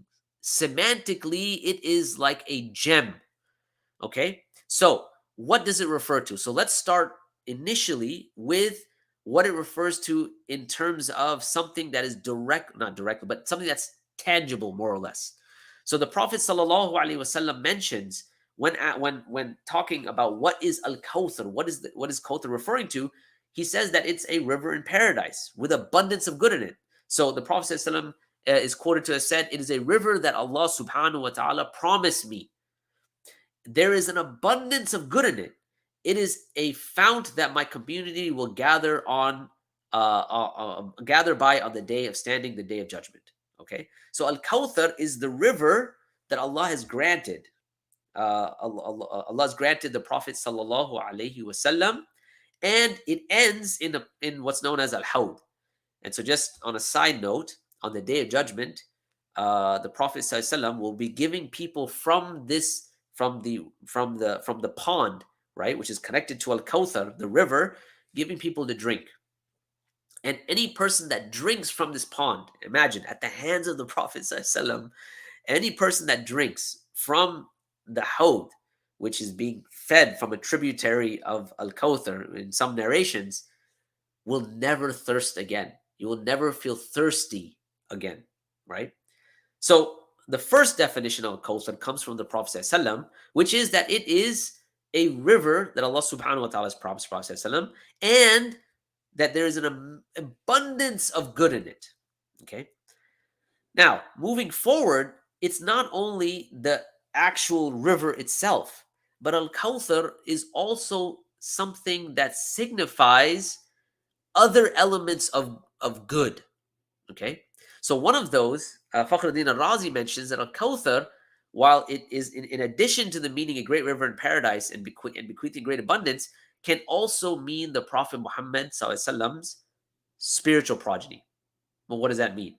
Well, when the Prophet Sallallahu has guided so many people to Islam, okay, like when you guide someone to Islam, whatever good deeds they do, they come into your account, okay, without diminishing any reward for them. So if you guide one person to Islam, like the Prophet ﷺ says, it is better than Humratun Na'am. It is better than the best of camels. In another narration, it is better than the entire world, wa dunya wa ma fiha, right? In the entire world and everything in it. So it's better than all of that to guide one person. So you get all the reward every single time that person does a salah, you get that reward and they get that reward. Every time someone pays zakat, you get that reward, they get that reward. And this is from guiding one person. Now, who guided you? Maybe one person or someone in your family. But at the end, the first person to come with the message was the Prophet ﷺ. So all of that reward, think about the immense amount of goodness that the Prophet ﷺ is receiving, right? And we just happen to be one kind of, in that chain. If you happen to be one person, you get the reward of everyone that's guided by you. But then all of that goes back to the Prophet ﷺ because he's the first. So spiritual, he gets the reward, the goodness, the khair, the reward, the thawab, all of that from what Fakhruddin al-Razi here calls his spiritual progeny. Okay? Now, the triliteral root for this word is from the letters kaf, tha, ra, and it has a number of meanings: to increase in number, to outnumber, to happen frequently, to show pride and wealth, and or children, to be rich, plentiful, abundance, and it means a river. Okay, there are other derivations of this root, including kathura, which means to become a lot, many, kathara, to increase in number or multiply, akthara, to do something great qualities and frequencies, kathratun, multiplicity, abundance, multitude, and akthar, which means more than. So there are a number of different variations or morphological, let's say, variations of the term, the triliteral root kathara. Okay. That being the case, so that was feature 6, the fact that we're talking about al-Kawthar. Feature number 7, and I'm really running short of time here. Thought I could actually cover a lot more, but okay. Feature number 7 is comprehensiveness and perpetuity. All right, Al-Kawthar, again, we're still on the word Kawthar. Al-Kawthar has in front of it, or is prefixed with the alif lam. Now, typically, if you're learning Arabic in the beginning, they always say, "Oh, the alif lam, it's a definite article which gives something the status of being definite." Okay, so it's much like the the in English. All right, so you have a man and the man. Okay, but it actually has a greater significance than that. So the word al-Kawthar is prefixed with a definite article, or definitive article. That's not correct. Definite article, alif lam. Now the what that would mean is that would allow for specification. In other words, you could say a particular thing, right? So if I said ar-rajul, okay, there's rajulun and there's ar-rajulu, that this man, this particular man, the man, now you specified, okay? Whereas rajulun is just a man, right? Whatever, any man. But now you say ar-rajulu, excuse me, that this man, right? Hadha rajul, right? This particular man, this specification. However, it can also refer to what I've termed taxonomic comprehensiveness. In other words, it could refer to an entire class of something. Okay, and that's when we talk about taxonomy. It breaks things down into classes. So if we said, for instance, al-insan, right, or an-nas rather, let's say an-nas, the alif lam, an-nas, humanity, right? So this is an entire class. Ya ayyuhan nas, oh human beings, oh people, oh this class of humanity. So on one hand, it could be for specification. On the other hand, it could be for this type of taxonomical comprehensiveness to refer to an entire class of something. In this particular case, it is referring to the class of goodness. Everything that is good, that is pure, that is just good at its core, it's referring al-Kawthar, all of it. So the semantic implication, again, going back to we talked about semantics, right, versus syntax, semantic implication, the meaning that's conveyed, that kind of digs down and comes to pass, is that everything is good. Al-Kawthar. It is like it's all that is good has been given to the Prophet ﷺ. Okay. So, feature number 8. Al-Kawthar is the end of the first ayah.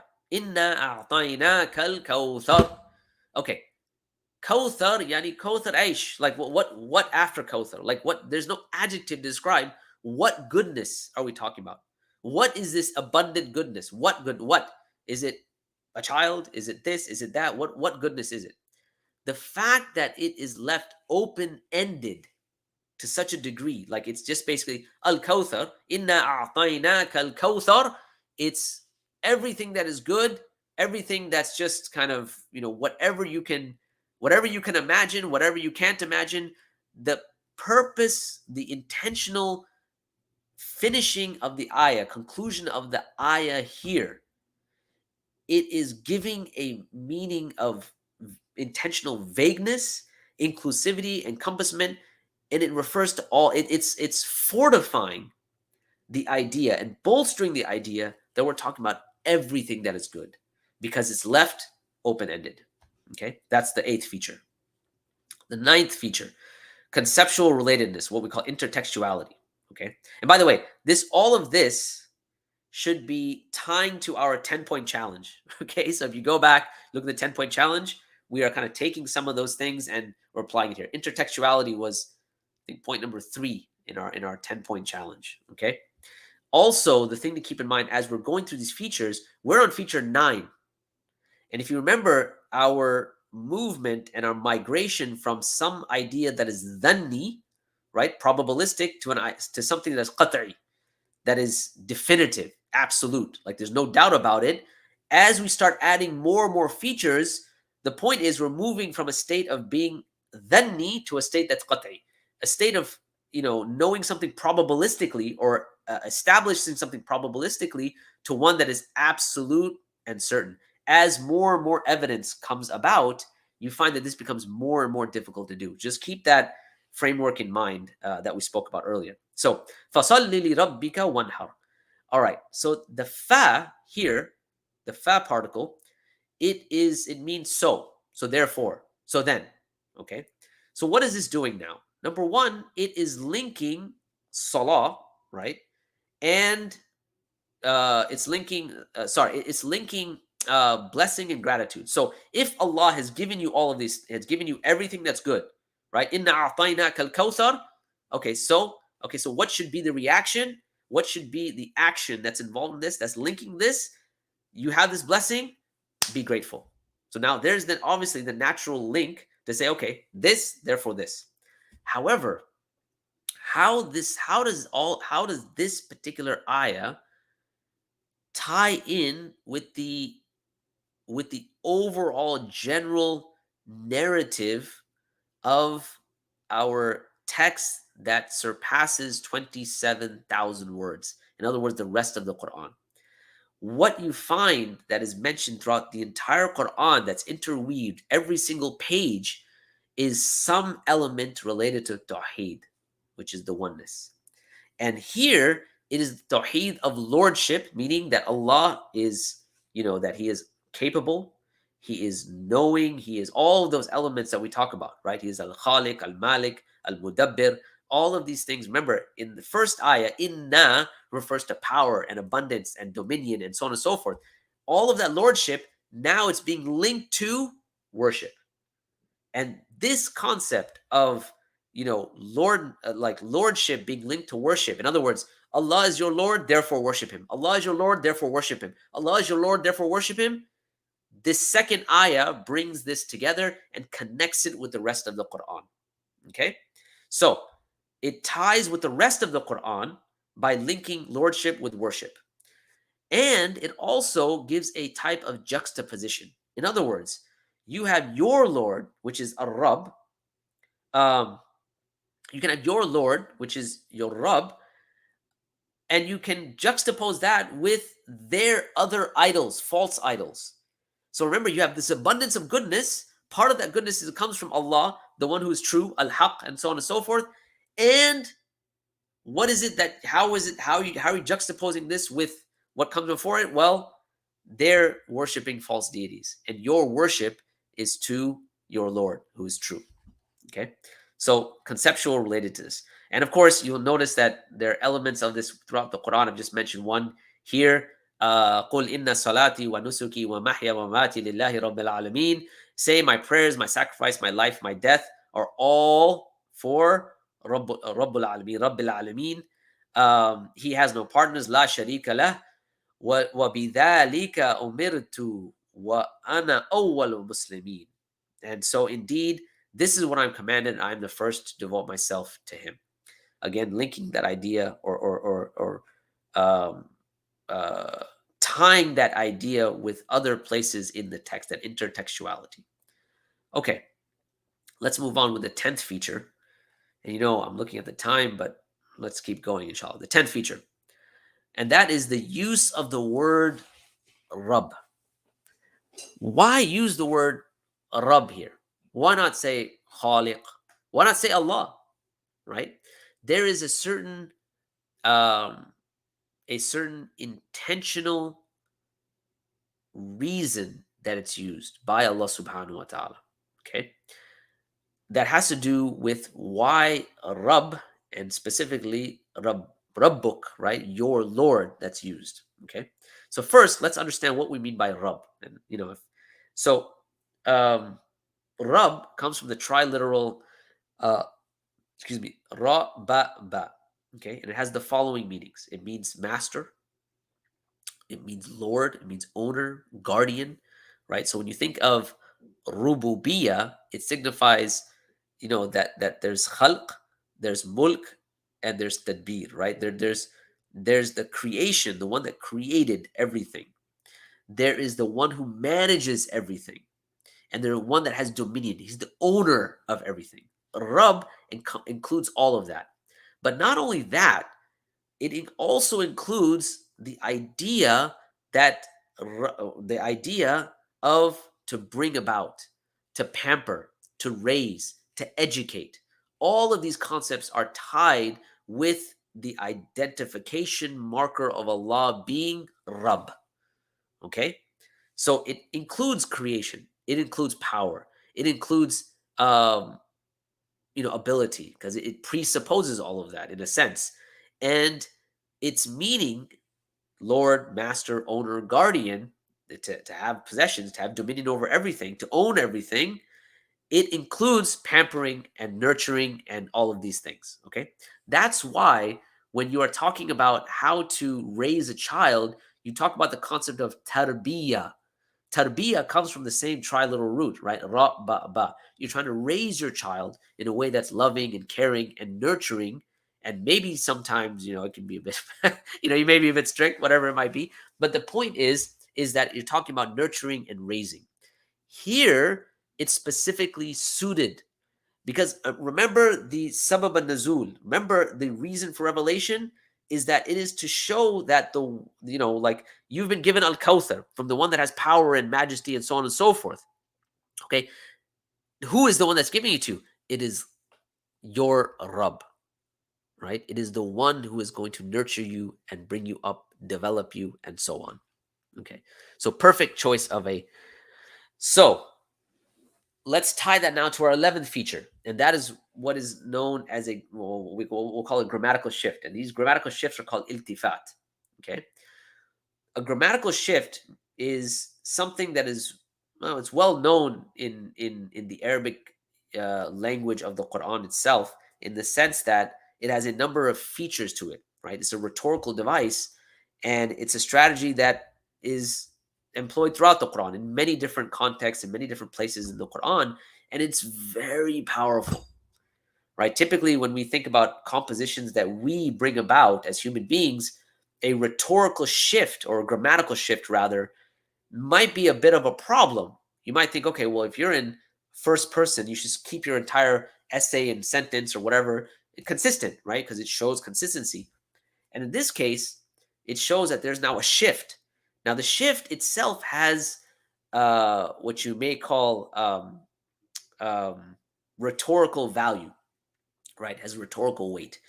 Iltifat can happen in a number of different scenarios. Now, it can be a change in person.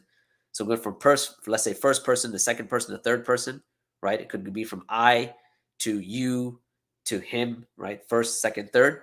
It could be a number. So you could have you could be like in Arabic, they have three, you have a plural, a dual, and a singular, a dual, and a plural, right? So you can, whereas in English, we have a singular and a plural, right? So that shift in number, that can also be part of a change that has rhetorical value, right? Rhetorical significance. And you can talk about tense and case mark and other examples of iltifat. One of the iltifat is found here in this particular particular ayah. So it moves from the inna to the rabbika. Okay, so it's changed from the first person plural we to the second person your Lord. What does this change signify? It's change. The change signifies, and it highlights the intimate relationship between God and the Prophet ﷺ. Okay, first it starts with inna, right? So remember the first ayah, inna a'tainaka al-kawthar fasalli li rabbika. So it went from we, that majestic plural, highlighting what? There's power, there's majesty, there's ability. That's signified by the we. It shifts to this idea of closeness, right? Rabbuk, right? Your Lord, right? And not just your creator, right? It's your Rabb. Remember, we just in feature number 10, we talked about the word Rabb itself, but now your love, your Lord. Okay? So it moves from we to your. Okay, now this grammatical shift, it is there. Remember, the purpose of the chapter is to console the Prophet ﷺ. And this grammatical shift plays right into that. It comes right where it hits right where it's supposed to hit.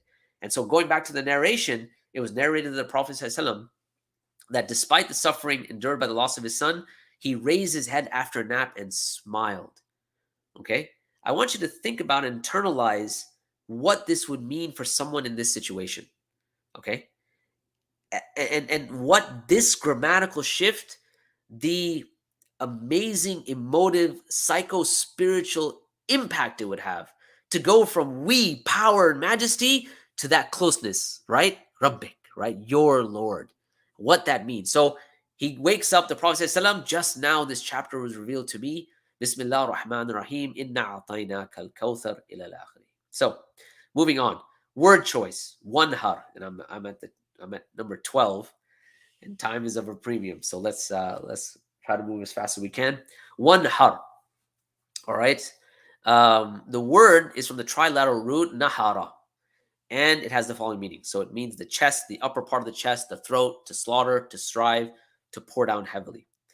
This particular phrase, or this particular word rather, that's used, it signifies sacrificing an animal, but it also means to stand in prayer. And it also means to raise one's hand in prayer, reciting the takbir, saying Allahu Akbar. Okay? All of this comes under wanhar, right? Or anhar. Okay. Now, the reason why this word is specific and perfect here is because of the multiple layers. So while you have the kuffar, they would sacrifice their animals to idols, we sacrifice our animals to Allah subhanahu wa ta'ala. We stand in prayer to Allah subhanahu wa ta'ala. And Allah is the greatest. All of these, wanhar, is what's captured in this word. Again, we're going to go back to feature number 13, which is emphasis. We've already talked about this.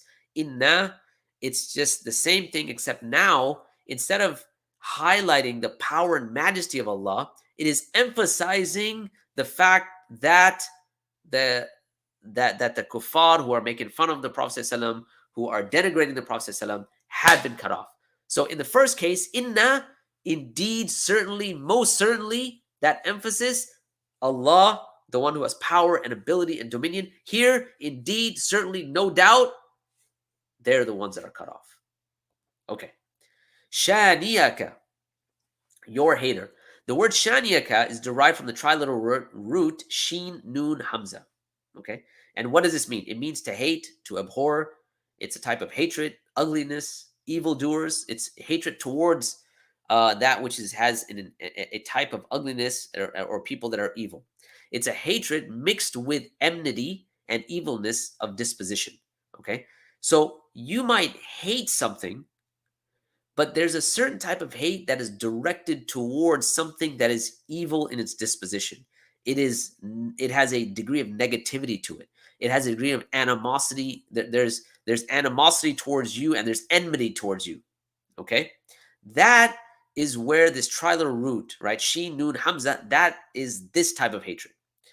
There are other words that are used for hatred in the Quran. For instance, karaha, right? From kaf, ra, ha, means to cause to be hated, to be loathed, to be disliked. So let's take a couple of ayat to elucidate this point and try to see what the difference is and why shani here that's used is a word choice that is right on point. Okay, so in the fifth chapter, fifth surah, Allah subhanahu wa ta'ala says, Ya ayyuhalladhina amanu kunu qawamina lillahi shuhada bil qist. O you who have believed, be persistently standing firm for Allah, witnesses for justice. وَلَا تَجْرِمَنَّكُمْ شَنَآنُ قَوْمٍ عَلَىٰ أَلَّا تَعْدِلُوا. All right, and so do not let the hatred of a people, and here, what is the term that's used? Shana'anu, right? The hatred of a people. The same triliteral root that's used. So you may have a people that are evil, that have an evil disposition.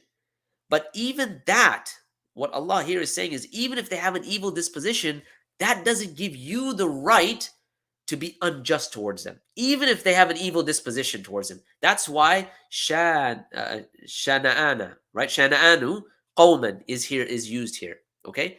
Because it could be that they are evil. They're bad people. They may be non-Muslims or whatever, have anti-Muslim bigotry or whatever it might be. But that should not negate you being just, okay? Now let's look at the other form of the word to hate, which is right. There's a karaha, right? A kariha, right?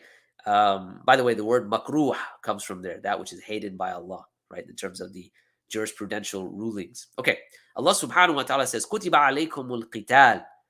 Indeed, fighting, or rather, fighting has been enjoined upon you, has been prescribed upon you. وَهُوَ كُرْهٌ لَكُمْ كُرْ. It is hated to you. Now, the fighting itself, is that something in and of itself evil?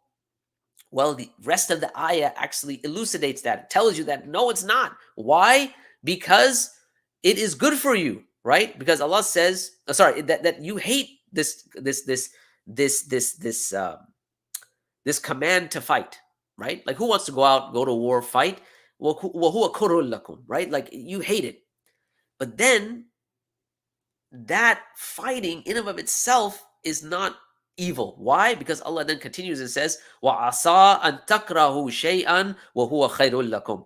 It may be something that is hated to you, but it's good for you. So here, that karaha, that thing that you hate, in fact, it's good, right? وَعَصَىٰ أَن تُحِبُّوا شَيْئًا وَهُوَ شَرٌ لَكُمْ. And it may be something that you love a thing and it's bad for you. وَاللَّهُ يَعْلَمُ وَأَنْتُمْ لَا تَعْلَمُونَ. And so we see that karaha, kariha, has a different meaning. Going back to the term, which we said, your hater, it is perfectly suited here. Why? Because the one that's making fun of the Prophet ﷺ, the one that's mocking the Prophet ﷺ by saying that you're cut off, the hatred, right? That hater is evil in and of themselves. They're evil, right? From the first point that they are, going against the Prophet ﷺ. So again, the word choice, Allah is not using any other word for hater except one that has this particular hatred mixed with enmity and evilness of disposition. Okay, let's move on. Word choice number 15, and we're almost done, inshallah. Al-abtar, right? Abtar. The use of the word al-abtar is most suitable as a word used by the enemies of the Prophet. So first of all, this was a word that Al-As ibn Wa'il used against the Prophet. Okay, so it comes from batara, trilar root. It means he cut or cut off a thing before it was complete. He cut or cut off in any manner. He cut off a tail or something, like entirely. It means not only a physical type of cutting off, but it means cutting off in such a way that you are completely destitute. You have like no hope. Everything is done. You are like just in such a state that everything has been cut off. It's just you're cut off from everything. Specifically in this case, it also means cut off with no male descendants. Okay. It can broadly also mean he made him to be cut off without any offspring or progeny. And it also signifies suffering a type of loss. Okay, so all of these meanings come under abata. All right. And so it's suited here because it is a response to Al-As ibn Wa'il and others that had said that the Prophet is abatar, because now Allah is saying that they are the ones that are abatar. Okay. However, that's not only that's the 16th feature is that there's also alif lam here. Now, going back to what we said about alif lam, that it's a definite article typically, right? So we said a versus the. So it's used for specification, right? And confinement, exclusivity. We mentioned that. And remember, I said there was a taxonomic comprehensiveness, the entire class of something. Okay. In this context, it is talking about al-abtaru, right? Like this specific person or this particular thing. Now, what it's referring to is that it's not the Prophet ﷺ that's cut off, but only this particular person that is cursing at the Prophet ﷺ. So in this case, it's talking about a specification, al-abtar. Okay, it's a confinement exclusivity here.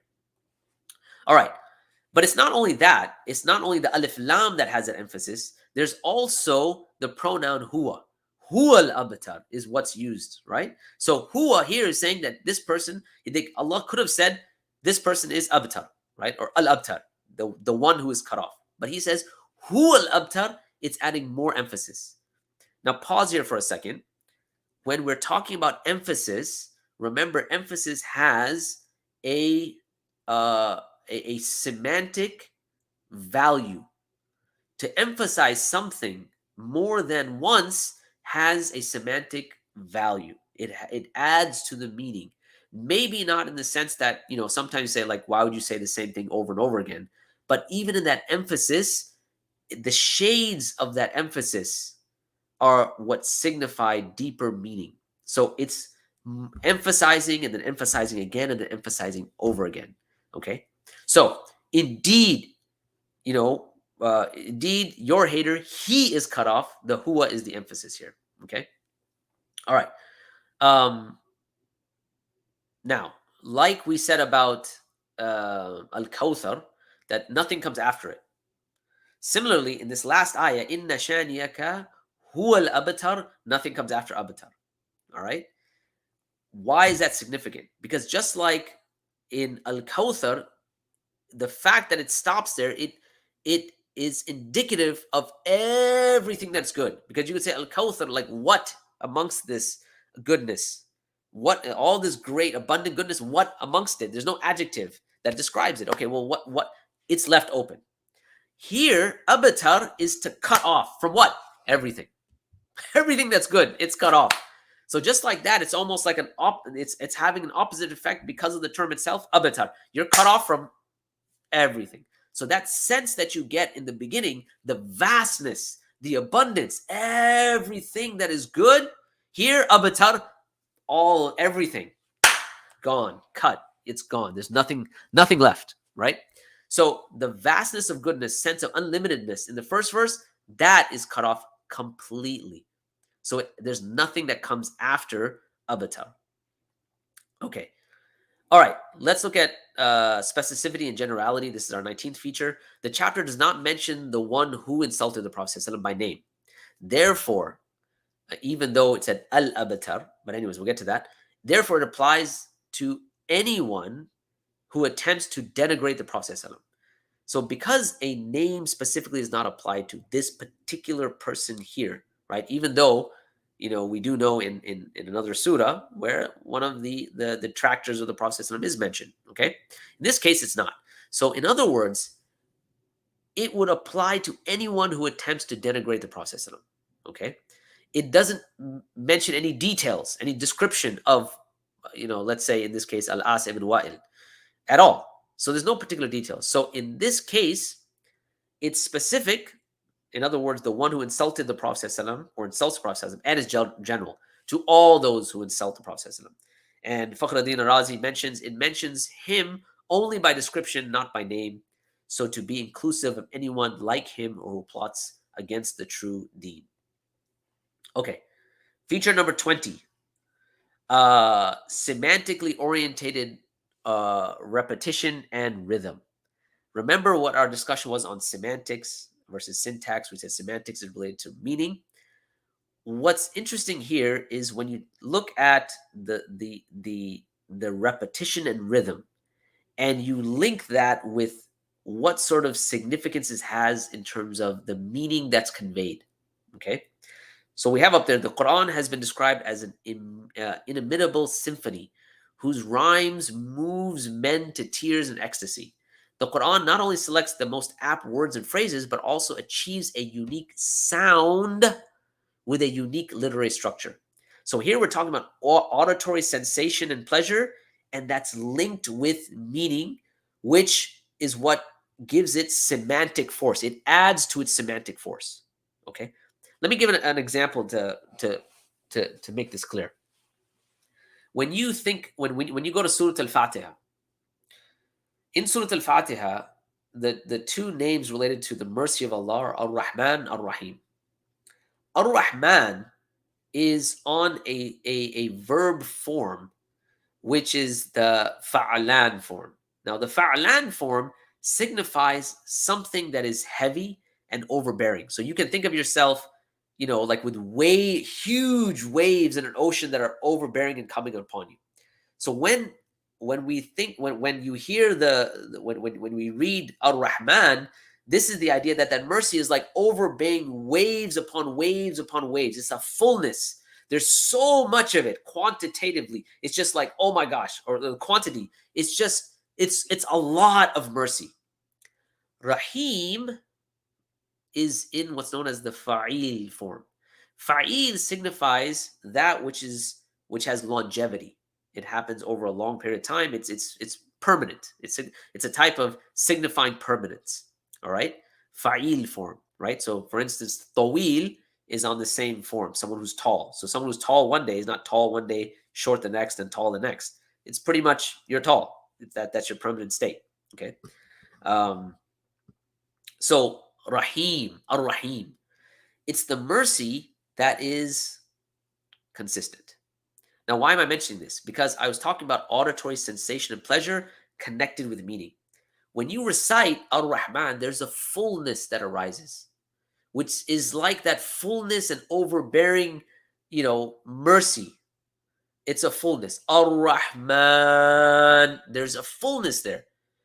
However, when you recite Ar-Rahim, there's an elongation. Ar-Rahim. Okay, now I've done a little bit of hyperbole there, but you get the point. That elongation is something of permanence. So you see how the auditory sensation and how you experience that auditory sensation is linked with the meaning, which enhances the semantic force. The same is true here. Why? Because you have the repetition of the letter kaf. In other words, it's saying you 3 times, but how you hear it. Inna a'tainaka al-kawthar fasalli li rabbika wanhar inna shani'aka huwa al-abtar. So you hear that kaf 3 times. It's singling out and focusing and making exclusive to the Prophet. That ka,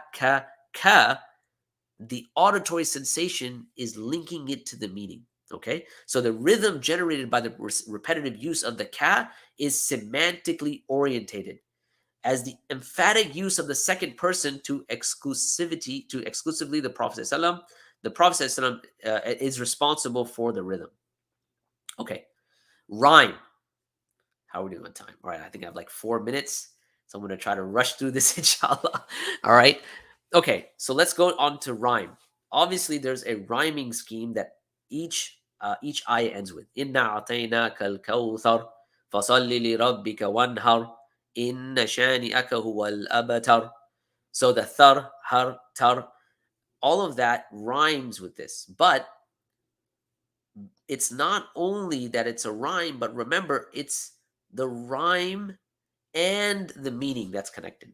So all of these things that we've spoken about, the word choice, the semantic force in terms of the auditory sensation and pleasure and all these things, all of that happens with a rhyme that's now added to this. This is the 21st feature. Okay, 22nd feature, semantically orientated rhyme. Okay, what's interesting, so from a previous point, it's clear that the chapter has a rhyme. Okay, that's feature number 22. However, when someone wants a poem or a work of prose to have a rhyming scheme, there is usually a playoff between meaning and rhyme. If you ever think about how like rap music is composed, you're never going to have the apex and the most effective way of delivering information in the form of, let's say, a rap song. Okay, you're going to have to give and take, right? Either you're going to have to sacrifice rhyme or you're going to have to sacrifice meaning. It's next to impossible to have something stated exactly as you want it and have it rhyme, precisely. Okay, so what is fascinating is that this chapter does not only have a rhyme, its rhyme is created with the most relevant and apt words. Okay, and so we see the features that we saw before that. Okay, the words used are only, okay, we'll get to that later, inshallah. 23. Now, all of this has been a very interesting conversation. And we're speaking about the literary, the rhetorical devices, the literary linguistic features, and that's great.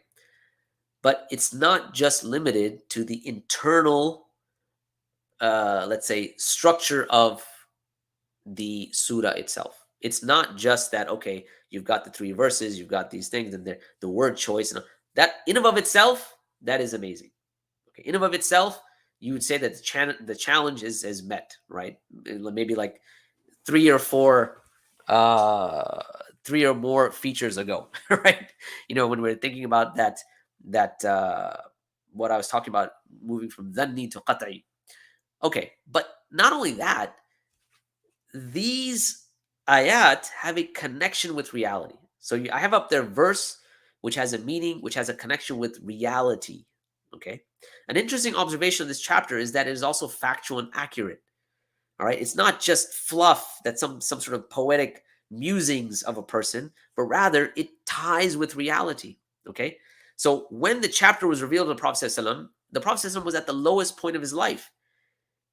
His enemies, right, perhaps including Al-As ibn Wa'il, were at the apex of their prosperity and power.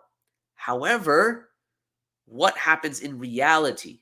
All of this changes. The Prophet ﷺ becomes the most successful prophet, both as a man delivering a divine message and a statesman. And what happens to all of those who were denigrating the Prophet ﷺ? They lose all their power. All right. Now, in addition to that, who is the one that is the most remembered, the most loved, the most praised person on earth? You don't find Al-As ibn Wa'il's life recorded in any, with any measure comparing to the Prophet ﷺ. You went to a random non-Muslim, there's a good chance if you told them, do you know about the Prophet Muhammad? They may know, yes, so he has something to do with Islam. If you told, hey man, do you know Al-As ibn Wa'il? Do you know Ka'b ibn al-Ashraf? Do you know Uqba ibn Mu'ayt? Like, they'd be like, what does that even mean, man? I don't know who that is.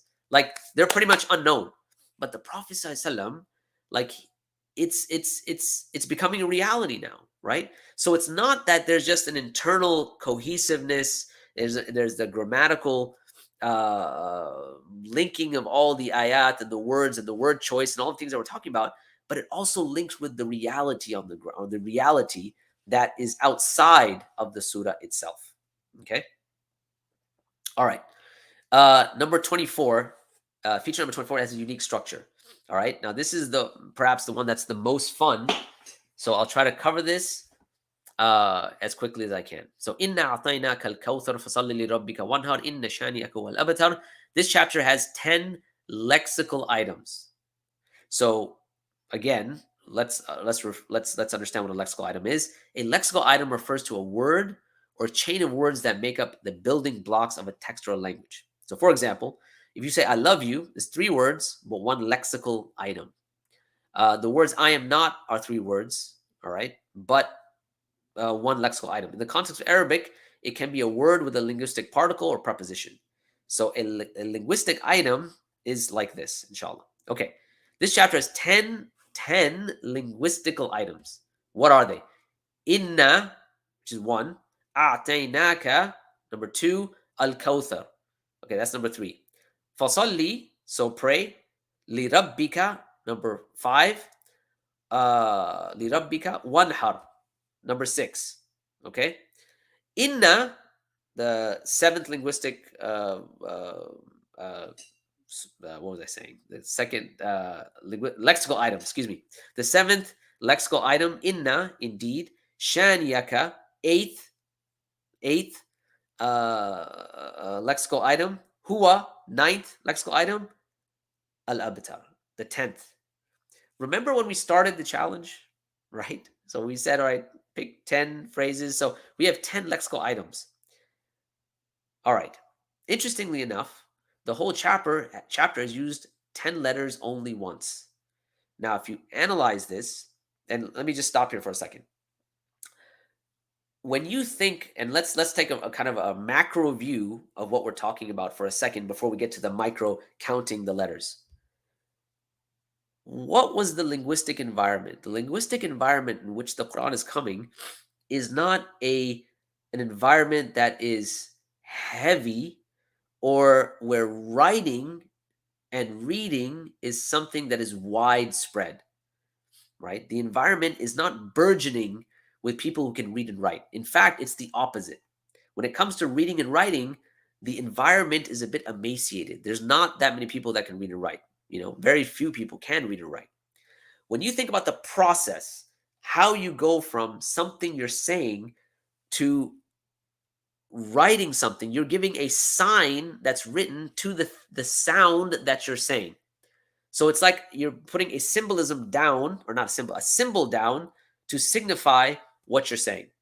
That process of writing something, in fact, is a type of archaic technology. It enhances how you're able to engage with the language. If you don't have it, then your engagement with language is going to be quite different. Your experience of the language is going to be different. Okay. Remember, the Prophet ﷺ doesn't know how to read or write, right? He doesn't have that skill. And yet it comes with an interest, it comes with, and this relates to our uh our 24th feature, and that is that it has 10 letters that are used only once. Okay, so what are these 10 letters? Okay, used only once, meaning once in the entire surah. So it's not the hamza, right? It's not the noon, it is the ayn. So there's nowhere else in this surah that the ayn is used. Ta is only used once, nowhere else is it used. The ya, this is a very popular letter. You think it has to be used more than once in the surah, not used anywhere else in the surah. The tha, ko thara, right? Tha, used only once. Fa, used only once. Sad, right? Fasalli, right? Used again only once. The ha, one har, again used only once. The sheen here, shaniya, is used only once. The ha in the huwa is used only once. And finally, the ta in abatar is used only once. How many are there? 10. So 10 lexical items, 10 letters that are used only once. All right. Unique words. This is the 25th feature. All right. So what are the unique words? Kawthar. While different morphological variants of this word are used in the Quran, and specifically 167 times, the only time it's used in this form as a noun, which is used only once as a noun, and that's here, al-Kawthar, number one. Wanhar, right? Nahara, anhara, which is in the verb one first form, verb form one, for those of you who use the Hand's Weird Dictionary. Anhar, it's only used in this form. Sorry, it occurs only once in the Quran in the form one verb. Shaniyaka occurs 3 times. Shaniya, like in this, the triliteral root occurs 3 times. The only place it is shani is here, right? Shaniya occurs once here. And finally, abtar only occurs once in the Quran, and that's here. So these 4 words only occur in Surah Al-Kawthar. All right. Now, I'm going to briefly run through the semantic mirroring of the previous chapter, and then kind of conclude with the 27th. So the previous chapter is Surah Ma'un, chapter 107. When you break this down, you look at Surah Al-Ma'un, أَرَأَيْتَ الَّذِي يُكَذِّبُ بِالدِّينِ فَذَلِكَ الَّذِي يَدْعُ الْيَتِيمِ إِلَى الْآخِرِ. So when you break it down, you see, wrong way. You see that the hypocrites are described in the following way. They're stingy, verse 2 and 3. They abandon their prayers, 4 and 5. They are insincere, verse 6. They do not give people their rights. When you mirror that, you find that they're the overabundance of goodness that negates tight-fisted stinginess, verse 1. It's mirroring the stinginess here. In other words, it's the opposite of that. He established his prayers. Again, they abandoned their prayers. He is sincere in doing this for your Lord. They are insincere. Okay. They don't give people their rights. He gives sacrifices, which includes doing good and sacrificing animals, and give charity to the needy, the rights. The chapter ends by implying the true belief in the Prophet will outlast the showmanship of his haters. Verse number 3. The Quranic challenge to mimic Al-Kawthar is not simply a challenge to compose 3 lines. And of course, we're talking about the previous 25 features we mentioned. Rather, a challenge to convey 7 lines of imagery, in other words, Surah Al-Ma'un, and information in 3 lines without any loss in meaning. So the mirroring is happening not 3 to 3, but it's 7 to 3, and the mirroring still happens. Last but not least, feature number 27, that the lessons you derive. So all of this is not just empty kalam. It's not kalam fadi. And it's just not just for, there's a purpose to all of this. And this purpose has to do with teaching certain lessons. So while someone could say, okay, maybe this is only for the Prophet, no, in fact, it's not. In fact, it has universal, timeless lessons that are trans-historical. They span throughout time. Okay? So although this chapter was specifically revealed to console and advise the Prophet, there are universal, timeless lessons. What are some of them? To be grateful for the abundance of blessings we have. When you look at blessings, you'll always find that you have more than you can even count. In tu'uddu ni'mat Allah la tuhsuha. You will never be able to count these blessings. And when you do that, you should focus on gratitude, which is something that has ramifications on your psycho-spiritual and emotive state. Okay? Without gratitude, you can't really reach that state. To pray to God and sacrifice, give charity, and help others. Expressing gratitude facilitates the state of being grateful.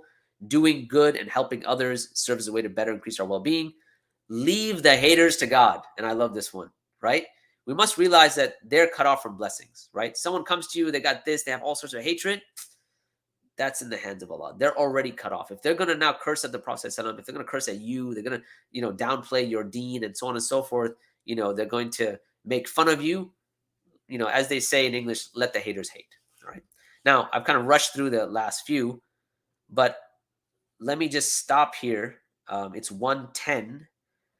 And I can do another 5 minutes, and then we can do another 5 minutes just for Q&A. And I was initially thinking that we would go till 1. It's 1:10. So if anyone has any questions, please go ahead and post those questions, and I'll try to take them.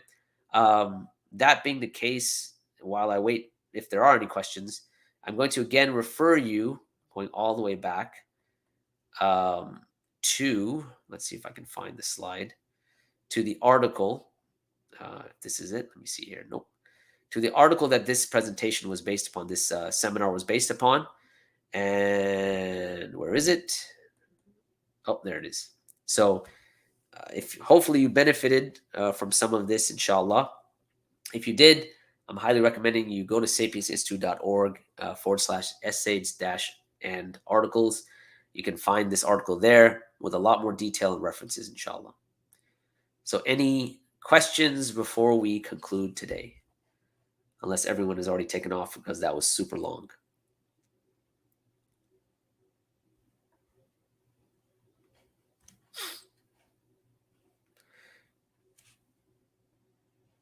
Can you break down Variant Qur'an's channel? I'm assuming Variant Qur'an is a channel. I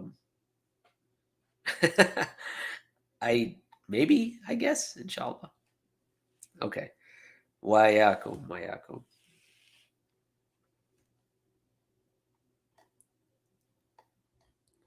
me see if there are some questions that... So there was a question, is Ustad Hamza in this? Well, no.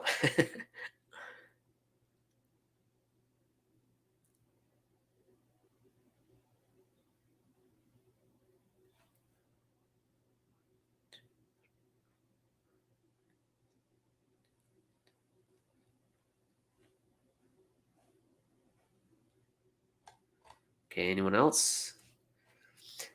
All right, let's see. Can this be part of a cumulative case argument, scientific miracles, or is this the essential miracle? Yeah, there's a number of problems claiming scientific miracles. Just a simple way of thinking about it is, remember, the term miracles and i'jaz. Okay, i'jaz is to completely incapacitate. It's a challenge. And that's why the first section of this presentation, I spent quite a bit of time on us distinguishing between miracles and a challenge. Here, in this case, the challenge is linguistic and literary. And that's why it's important to understand that i'jaz is hyper-focused on this. When we talk about scientific miracles, one of the problems is that, can it really be offered as a challenge that's irrefutable, that completely incapacitates someone? And you could make the argument that it doesn't, not because of a problem with the Qur'an, but because of the problem of how philosophy, or the philosophy of science, works, or how science itself works, the mechanics and methodology of science, right? That science is a mutable endeavor.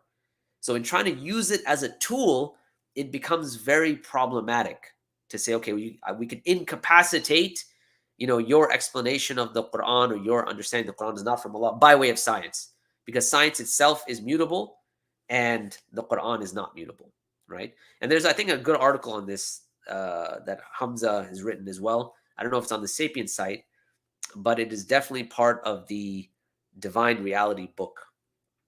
And I think there's some more work that's coming out talking about how we can use science related to a multi-leveled and multi-layered approach of the Quran. So you'll notice even in this presentation, there were words that had various meanings, and the accommodation of those meanings was something quite remarkable, right? And so when you're thinking about scientific facts and how human understanding, develops and in a sense progresses, I'm a bit hesitant using progresses, but anyhow, as human understanding progresses, that it can match various understandings of the human being, right?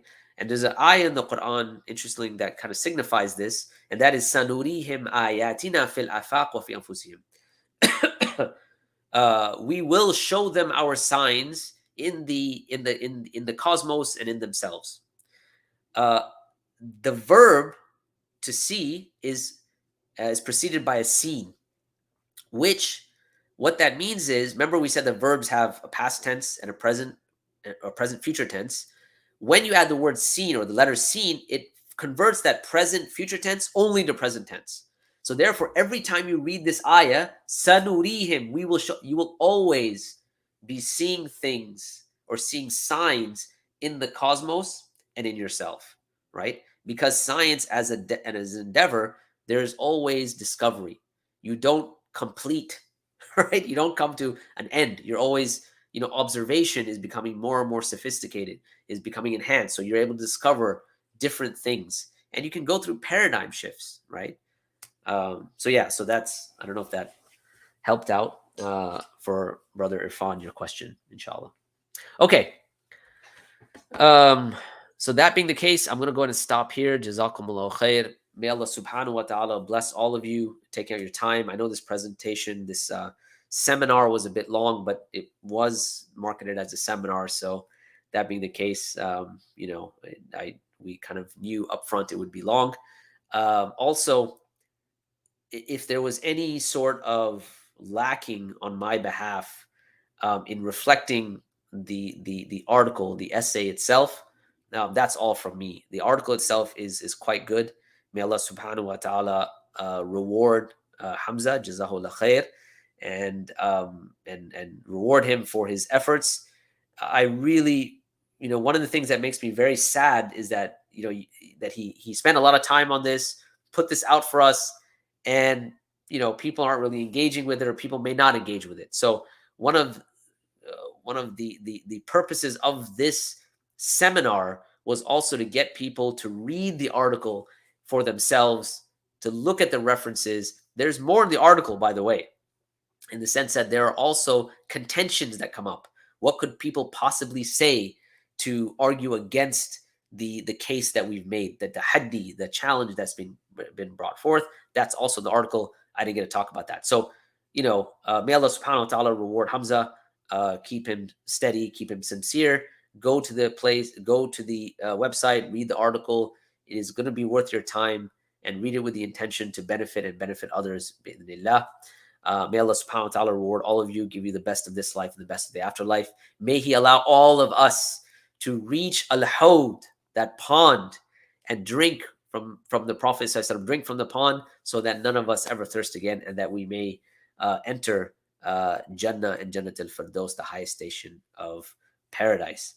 Someone asked a question. Please let us know which translation of the Quran is being used here. I will refer you to the article, inshallah. So go to the article. I believe it is mentioned in there, if I'm not mistaken. If not, I guess we'll have to take a look at that, inshallah. But all the references are in the article.